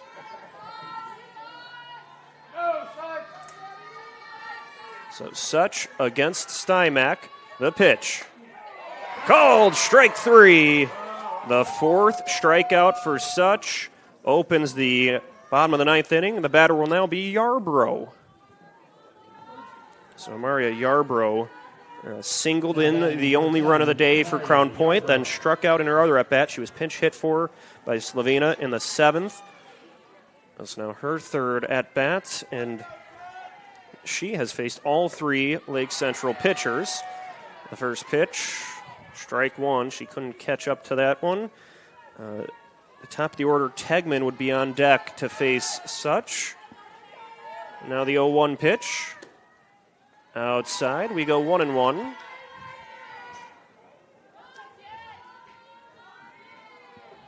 So a ball and a strike from Such, pitching against Yarbrough. The 1-1 pitch. She swings over it for strike 2. So Such, after allowing that leadoff double in the first batter she saw Takita, has really locked in, has thrown 4 strikeouts. The 1-2. Swing and a miss, strike 3. Make it 5 strikeouts for Such. There are now 2 outs in the inning, and the batter will be the top of the order in Scarlett Tegman. Tegman bats for Crown Point with 2 outs, nobody on base. Tegman has a trio of singles, 3 singles, and she will try to keep things going for the Bulldogs in the 9th inning. Tegman fouls it away off the catcher, Wainwright. She's all right, but the count starts 0-1. If Tegman cannot reach base, we would head to the 10th. Extra innings still rolling along here in Crown Point. Tegman has reached base 3 times today, trying to see if she could make it a 4th.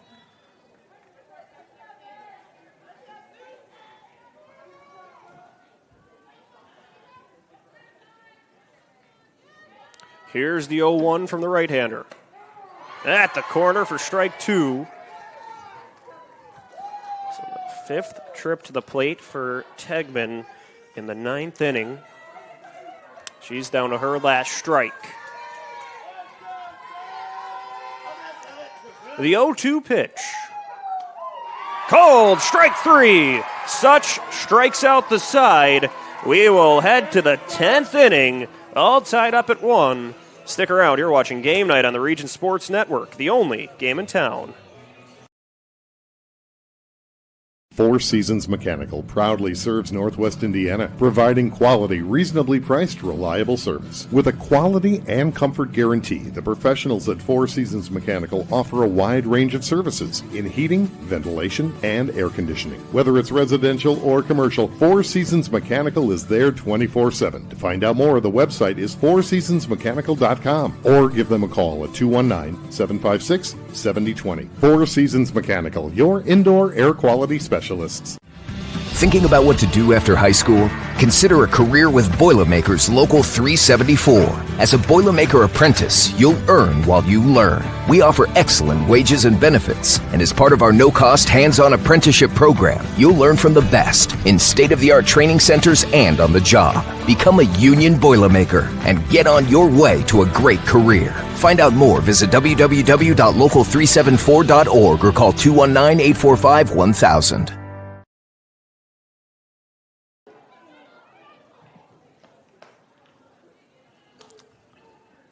So as we start the 10th inning, Crown Point will make a move to the bullpen. It'll be Emily Beeson, the new pitcher, and the sophomore will take over for Lizert. I will count out her stat line as we roll here.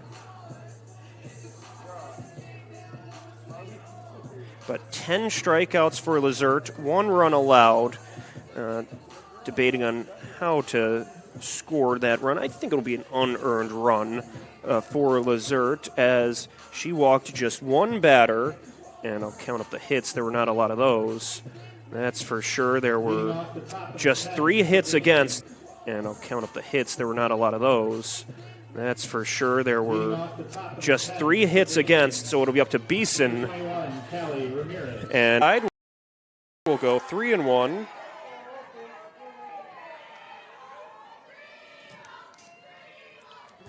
So 3 balls in the count, 1 strike to Ramirez, the sophomore trying to break through here. She has 5 hits on the season. 3-1 pitch, fouled away.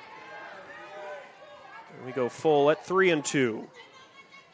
What a game we have been treated to going into the 10th inning of a well-pitched pitcher's duel. It'll be up to Beeson now. It's a bit of a tough break that neither Lizert or Lewis will earn a decision in this game as they both pitched outstanding in regulation, as now we're in extras. It's a walk to Ramirez. She's on base, representing the go-ahead run for Lake Central, and the batter will be Wilkins. Batting number 26, Emma Wilkins. Wilkins 0 for 3 on the day with a pair of strikeouts, but facing a new pitcher in Beeson.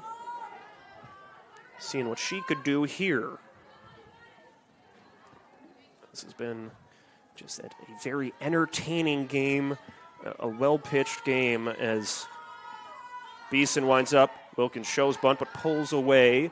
The throw down to first, and we're all good there. She's safe, but sometimes fans like to see the offense, but today's game a reminder that a well-pitched game could be just as exciting as a game with tons of home runs or extra base hits. This one has been entertaining. The 1-0 pitch from Beeson. Wilkins lays down a bunt. Hustling to second base is Ramirez. She will advance as the throw to first is made. It's a sacrifice bunt for Wilkins.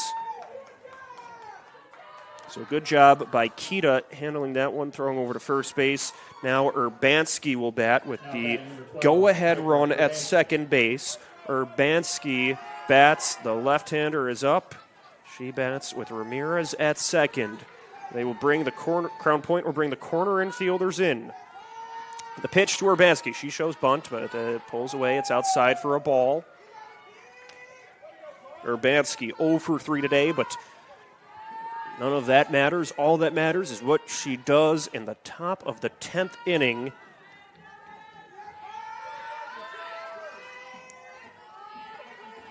The 1-0. It's called strike 1. Urbanski was trying to bunt, couldn't really line it up, so it's a strike. The count even at 1-1. There is 1 out following that bunt from Wilkins, the sacrifice bunt. And now Urbanski will look to try to get a hold of something. The breakthrough pitch. 1-1, jabbed foul toward the Bulldog dugout. The count goes 1-2. Urbanski with 2 strikeouts and a flyout in her 3 plate appearance. All of those were against Lizert, so now facing a new pitcher, seeing if she could get something different to go her way. On the 1-2 pitch.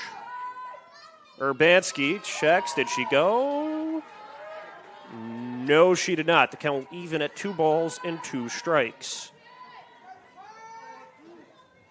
Top of the order looming for the Indians Van Vossen is on deck. Wainwright waiting behind her. The 2-2 pitch. And it's strike 3. Strike 3 called at the plate. And there's some disbelief. That was low. I guess the code made she went with the swing as she was stepping into it because that was low and away. So enough of a check swing. And now there's going to be a discussion between the Lake Central coach and the home plate umpire on the merits of that strikeout. But as it stands, that would be strike 3. Strike 3 and out number 2. Michaela Van Vossen bats. Kind of a tough break for Lake Central there. And the go-ahead run at second base, the top of the order up, but there are 2 outs. Can the sophomore Beeson pitch her way out of this jam? Well, we'll see.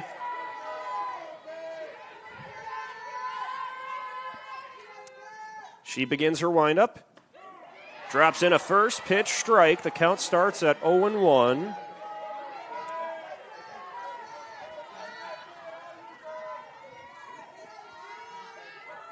Count, no balls, and a strike to Van Vossen, who has reached base twice tonight.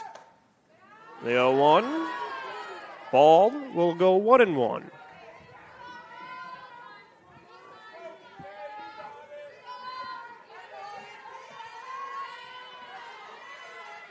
Beeson's 1-1 delivery. Skips its way in. The catcher tracks it down. Chissen looks the runner back to second base. You can't forget Ramirez is at second. She was advanced on a sacrifice bunt. Then there was a strikeout to Urbanski. And now Van Vossen bats with 2 outs and a run in scoring position. The outfielders play deep to Van Vossen.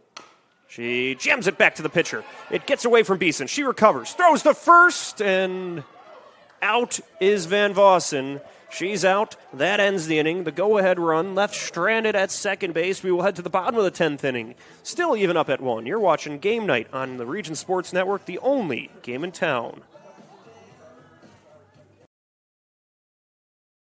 Four Seasons Mechanical proudly serves Northwest Indiana, providing quality, reasonably priced, reliable service. With a quality and comfort guarantee, the professionals at Four Seasons Mechanical offer a wide range of services in heating, ventilation, and air conditioning. Whether it's residential or commercial, Four Seasons Mechanical is there 24/7. To find out more, the website is fourseasonsmechanical.com or give them a call at 219-756-7020. Four Seasons Mechanical, your indoor air quality specialist. Thinking about what to do after high school? Consider a career with Boilermakers Local 374. As a Boilermaker apprentice, you'll earn while you learn. We offer excellent wages and benefits, and as part of our no-cost hands-on apprenticeship program, you'll learn from the best in state-of-the-art training centers and on the job. Become a union Boilermaker and get on your way to a great career. Find out more, visit www.local374.org or call 219-845-1000.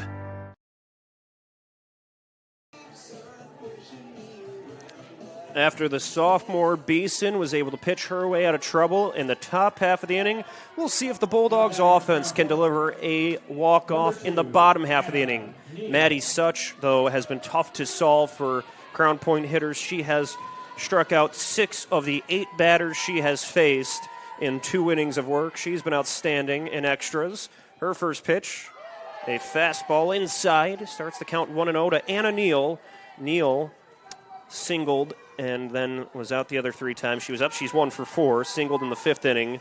She bats in the 10th with the count 1-0. Neal plays it high in the air beyond the concourse out to the area behind towards the concession stand. The count goes 1-1. Everybody looked up, but that one traveled out here as the lights are starting to take effect, eliminating some of the shadows that were on the field and now starting to illuminate the field. The 1-1. Neal clubs it high in the air to left field, but it slices foul. That was deep. That was a real deep swing, but it was out of, it was foul past the Crown Point bullpen. The count goes 1-2. Neal down to her last strike against Such. The 1-2 pitch. lofted, foul but playable third base side. And making the catch is Tripp for out number one. Tripp went on a journey over to get to that one on the shallow third baseline for the first out. And so that eliminates Neal, but the batter will be Ashlyn Kita. Kita has reached twice today on a walk and a double. Remember that leadoff double in the 8th inning that led off extra innings. She was left stranded in scoring position. That was a big inning for Such. Kita with a big swing, but can't catch up to it for strike one. So Kita trying to be the hero here against Such, who has thrown 2 scoreless innings in relief. The 0-1 pitch. At the corner for strike 2, a pair of Division I recruits. Kita committed to play at DePaul, and Such committed to play at Kentucky. Battling here on the diamond. The 0-2 pitch. Kita clubs it towards left field, but it breaks foul. Foul rattles around at the Crown Point bullpen. That was crushed, but it was a long foul ball. The count stays 0-2. Kita really got a hold of that one, though, and just continued to loop foul out of play.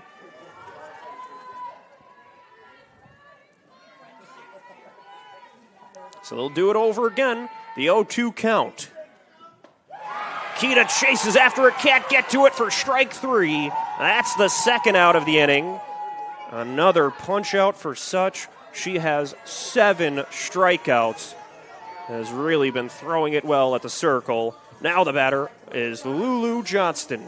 Number 9, Lulu Johnston.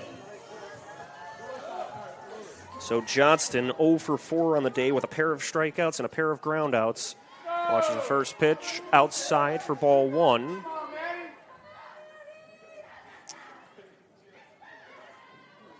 So Johnston, the last hope for the Bulldogs here in the 10th inning with 2 outs. There's a strike from Such. Evens the count at 1-1. It's been now in the 3rd inning of extras, and it's still been the pitchers have been outstanding in this game with the count 1-1. That's away. We go 2-1. The Bulldogs have had 2 base runners in extras, while the Indians have had 3 or 4, but have not been able to get anything across the plate. Such prepares for the 2-1 pitch. She swings through it for strike 2. Evens the count up at 2 apiece. So with 2s across the board, Johnston steps back into the left-handed batter's box. Such gets the sign, winds and fires. Outside for ball 3, will go full.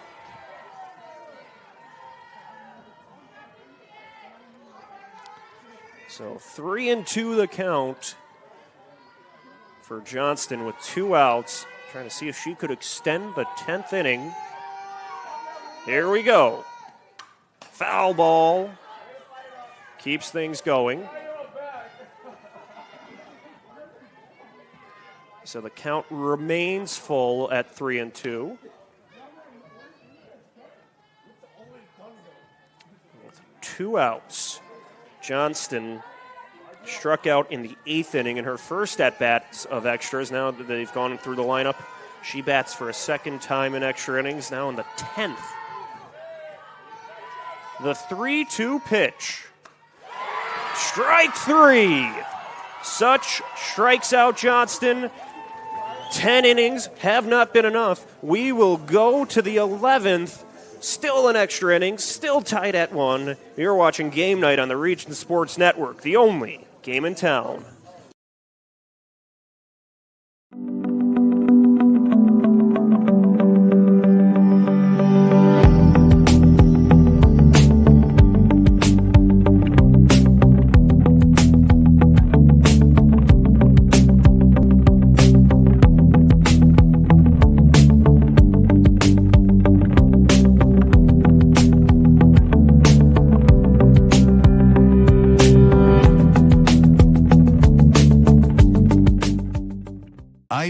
IBEW Local 697 isn't just wiring buildings. We're woven into the very fabric of Northwest Indiana. We're your neighbors. Our kids go to school with yours. We stand in the same bleachers cheering for the same high school teams. When you hire a union electrician, you're not just getting the highest quality work. You're supporting our community. IBEW Local 697, proudly powering our own. For Maddie Wainwright. Well, this game goes all the way to 11 innings as we are in the middle of a good one here, or not in the middle, we are late in a good one here at Cynthia Field. Crown Point, Lake Central, tied up at 1. Happy to be with you here as Maddie Wainwright leads off the 11th inning. Wainwright batting against Beeson. The first pitch from the sophomore right-hander is a strike. Wainwright singled to start the 9th inning, then was thrown out at the plate on a bunt. She singled on a bunt in the first inning as well. So she has 2 of the hits for Lake Central in this game. The count 0-1. Outside we go 1-1. But what a day this has been. A big thank you to our crew here. Zach Miller doing an outstanding job producing. Aaron Svetlin braving the elements, capturing all the action on camera. With the count 1-1. Beeson goes towards the plate. Fouled away by Wainwright. The count makes it now 1-2. Our management team of executive producer Chris Ramirez, Rich Castillo, and Mike Dewan helping make sure this broadcast was possible, and certainly grateful that we're here to provide the coverage of what's been a thriller as we're in the 11th inning. The 1-2 pitch. Wainwright sends it high in the air to center field. This one's going way back and gone! Maddie Wainwright crushes it for a solo home run to give Lake Central the lead.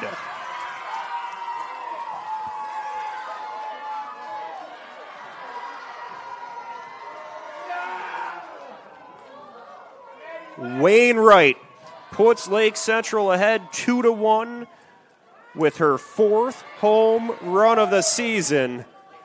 Good things come to those who wait, and for Wainwright in her 5th plate appearance, sends one over the fence, gives the Indians a lead, and they're still threatening here with a tough part of the lineup. Iwema, Tripp, and Such due to follow.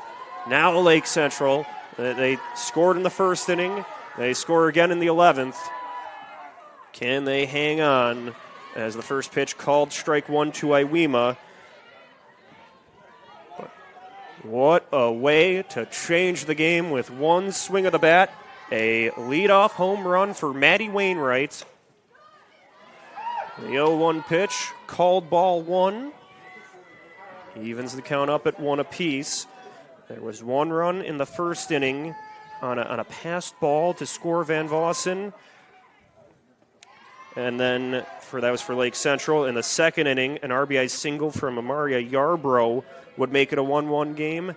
And now Maddie Wainwright has made it a 2-1 game with that long home run. The 2-1 pitch to Iwema. Outside makes it a 3-1 count. You feel the Lake Central fans who have braved the elements still here. They're excited. And the Crown Point fans trying to cheer on Beeson to try to get some outs here. Emily Beeson, who was very solid in her first inning, will try to cook up some outs here. The 3-1 pitch. Iwema hammers it foul, curling into the corner for a long strike 2. So she sent that one about as far as you could into the left field corner, but it was well foul to make it a full count at 3-2.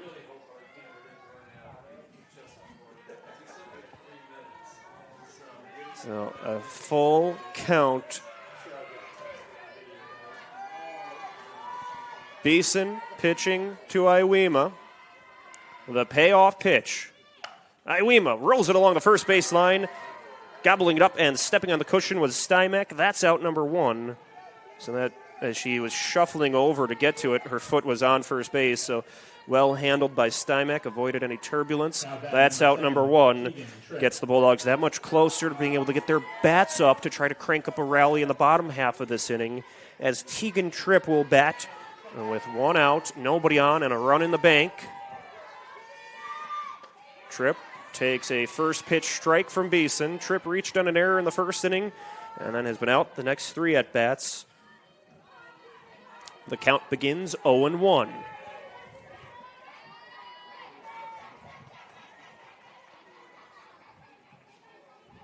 Beeson's 0-1 pitch.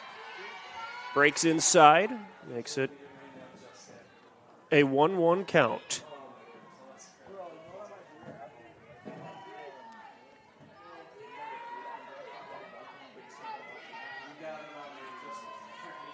The 1-1 pitch.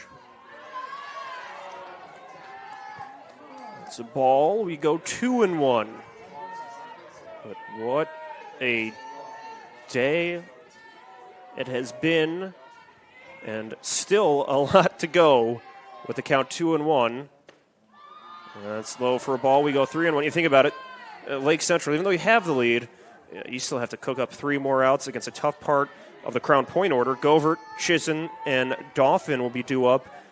There aren't any easy outs there, so this game far from over. The 3-1 pitch at the corner will go full at 3-2. But for Lake Central, could still use an insurance marker here because this is a Crown Point team that has scored 80 runs now on the season. The payoff pitch in the dirt for ball 4. Tripp walks, so she reaches for the second time today. And now the batter, Maddie Such. Lake Central, I mentioned their counting stats. 142 runs for, 13 runs against. Maddie Such, a big reason for that, as she has thrown, 3 scoreless innings in relief in extra innings. Could help out her cause now as she picks up the bat with a teammate on base and only 1 out. Such skips it towards third base. Kita throws over the diamond. It will advance the runner, but Such grounds out to third base. There are now 2 away. Tripp is over at second. She moves from first to second, and the batter will be Sophia Beals. Beals will bat. Sophia Beals. Beals gets ready to swing with an potential insurance run in scoring position at second. There has been 1 run scored this inning. The 2-1 lead for Lake Central. The 2-out pitch from Beeson is fouled away. The count opens at 0-1.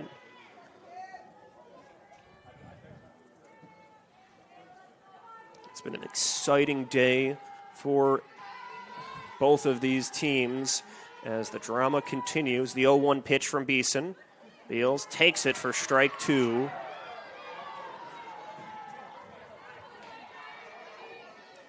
So 0-2 to Beals, who has not reached base yet in this game. Tripp is aboard at second base. Beeson looks, gets the sign. The pitch. Outside for a ball. Makes it a 1-2 count.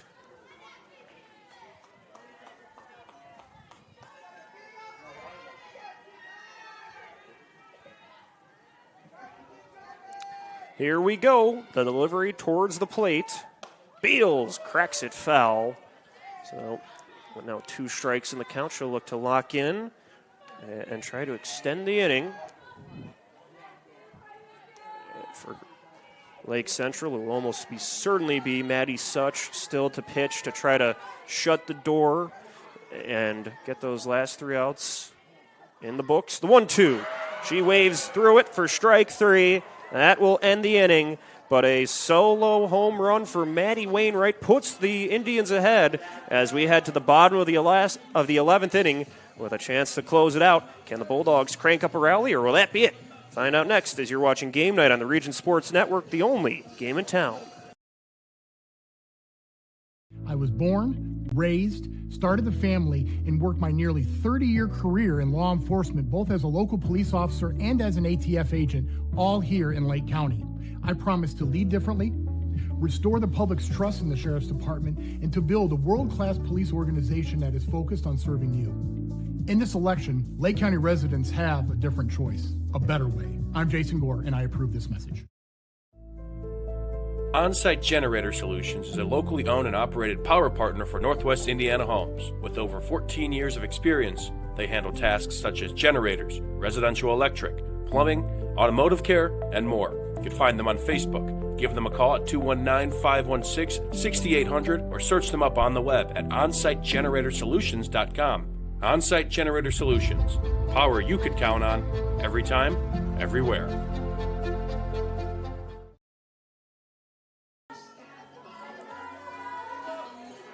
We're back for the bottom of the 11th inning. Do the Bulldogs have a rally to walk it off in them or tie it as Eva Govert leads off the inning? Maddie Such still in the pitch. She speeds in a strike to start the count to Govert. 0-1. Govert 0 for 4 on the day.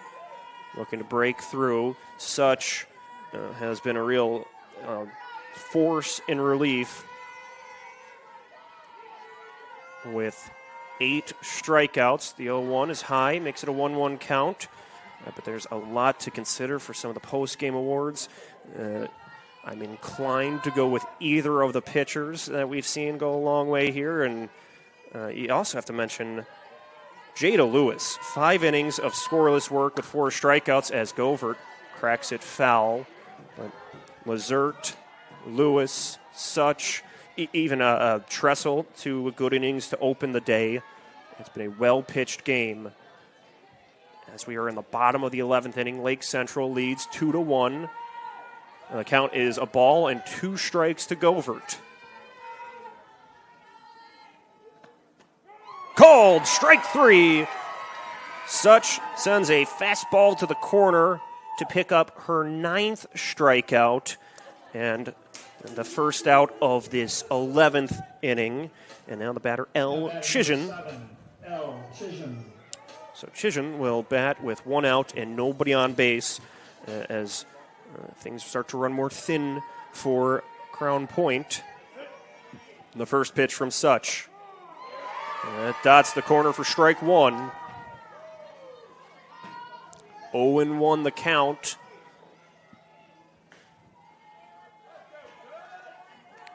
Chisholm struck out against Such in the 8th inning. The 0-1 is outside, makes it a 1-1 count. But what a strong showing it has been for the relief pitcher Such. He's been throwing a lot of strikes, has been ahead in counts, and has been overpowering these Bulldog hitters. The 1-1 pitch is high. We go 2-1. But Chisholm looking to break through. She scored the only run of the game, or the runner in her place scored the only run of the game. She reached base and then was pinch run for. That runner then scored. As we get ready for the 2-1. Chisholm cracks it towards left field, or towards right field. It will roll. It will roll. It's scooped up by Wilkins. That's a big base runner to get for Crown Point as she singles. So now there's a runner aboard, and the batter, Stella Dauphin. So the tying run is on base with only 1 out. In the last of the 11th inning, Stella Dauphin could be the hero for the Bulldogs. So we'll see how they try to advance Chisholm with just 1 out. The pitch from Such. Lofted high, playable on the first base side, and the catch is made by Wainwright. Wainwright goes all the way to the wall to make the catch for out number 2. It was in foul territory. Wainwright had to run all the way to the wall. Not much room to spare there. Also with the first baseman Beals crashing in towards her. She hangs on, makes the catch, and now Crown Point down to their last out. The batter, Lila Stymack.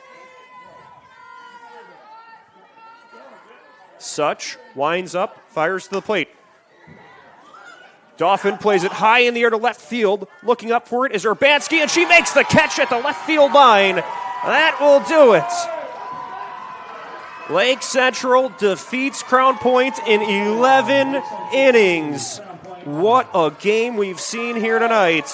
Lake Central wins 2-1 to remain undefeated on the season at 12-0. And what was a great game here at Cynthia Field. One of those ones where both teams really pitched outstanding, and it's almost a shame that one of them had to leave with a loss. Crown Point falls to 7-2-2 on the year. These two teams will both play again tomorrow. They will meet again on May 12th. You might want to circle that date on the calendar. That will probably be another very good game. But we will take a quick break. When we come back, we'll wrap things up with the post-game awards. Once again, Lake Central defeats Crown Point 2-1 in 11 innings. You're watching Game Night on the Region Sports Network, the only game in town.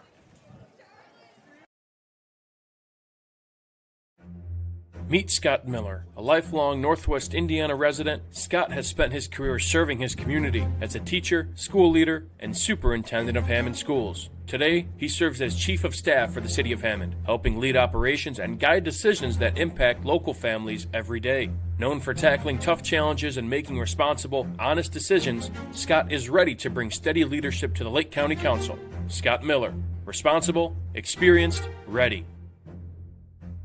Mortaranos Roofing is a family-owned business established in 1986, celebrating over 40 years. We have completed over 5,600 roof replacements, repairs, and chimney projects, focused in Northwest Indiana and Southwest Michigan. Mortaranos Roofing has always put family, friends, and customers first in our mission to complete roofing projects with the greatest care and consideration as if it was our own. Give them a call today for a free estimate at 219-872-8246. Mortaranos Roofing. Protect your past, present, and future roofs for you and your loved ones and your legacy.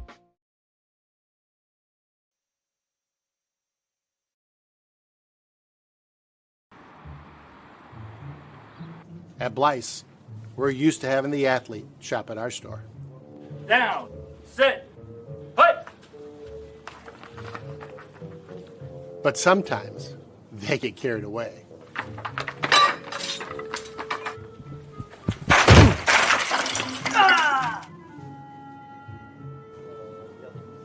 Blyce, this is where the athlete shops.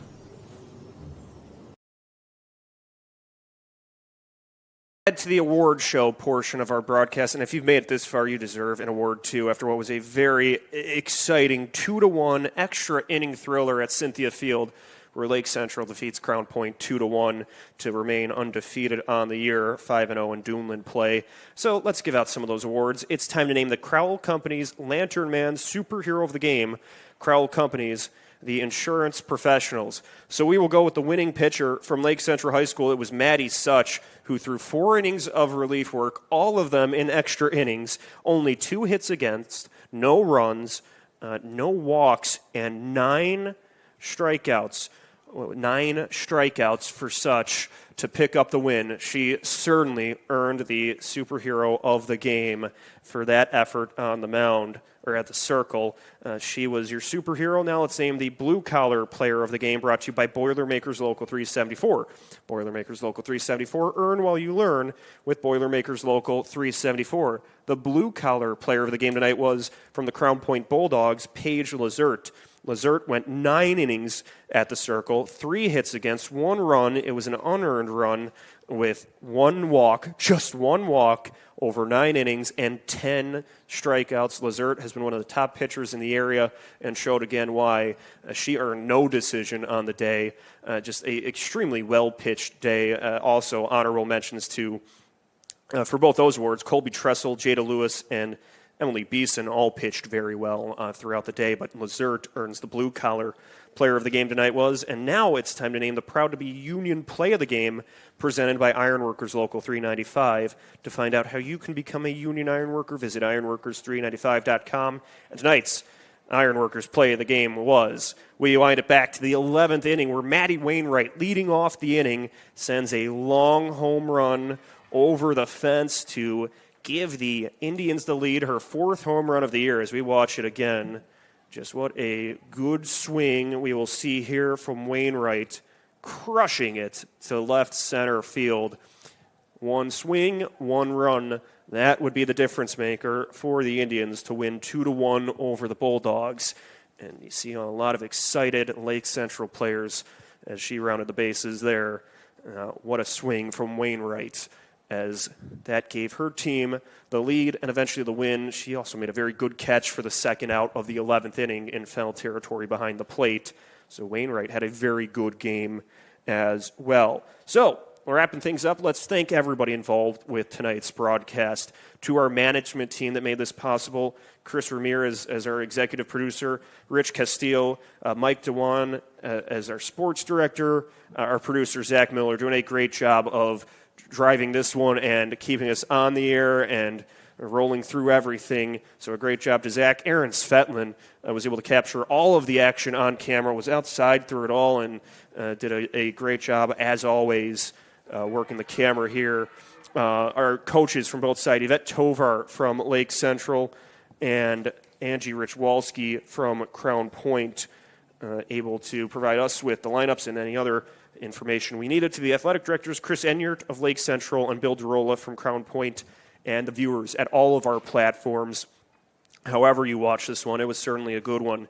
At regionsports.com, YouTube/RegionSportsNation, Facebook/RegionSportsNation. So wrapping things up, where Lake Central defeats Crown Point 2-1 in extra innings. This is Leo Stauder thanking you for watching Game Night on the Region Sports Network, the only game in town. Tonight's broadcast is made possible by Strachan Van Til, your favorite Indiana-made grocery store. Crowell Insurance Company, the insurance superheroes. Ironworkers Local 395, proud to be union. Four Seasons Mechanical, quality and comfort is our guarantee. Boilermakers Local 374, earn while you learn. Pulse Technology, leading the way in technological innovation for over 70 years. Visit Michigan City LaPorte, closer than you think, better than you imagine. IBEW Local 697, proud to support high school sports. Bricklayers Local 4, the best hands in the business.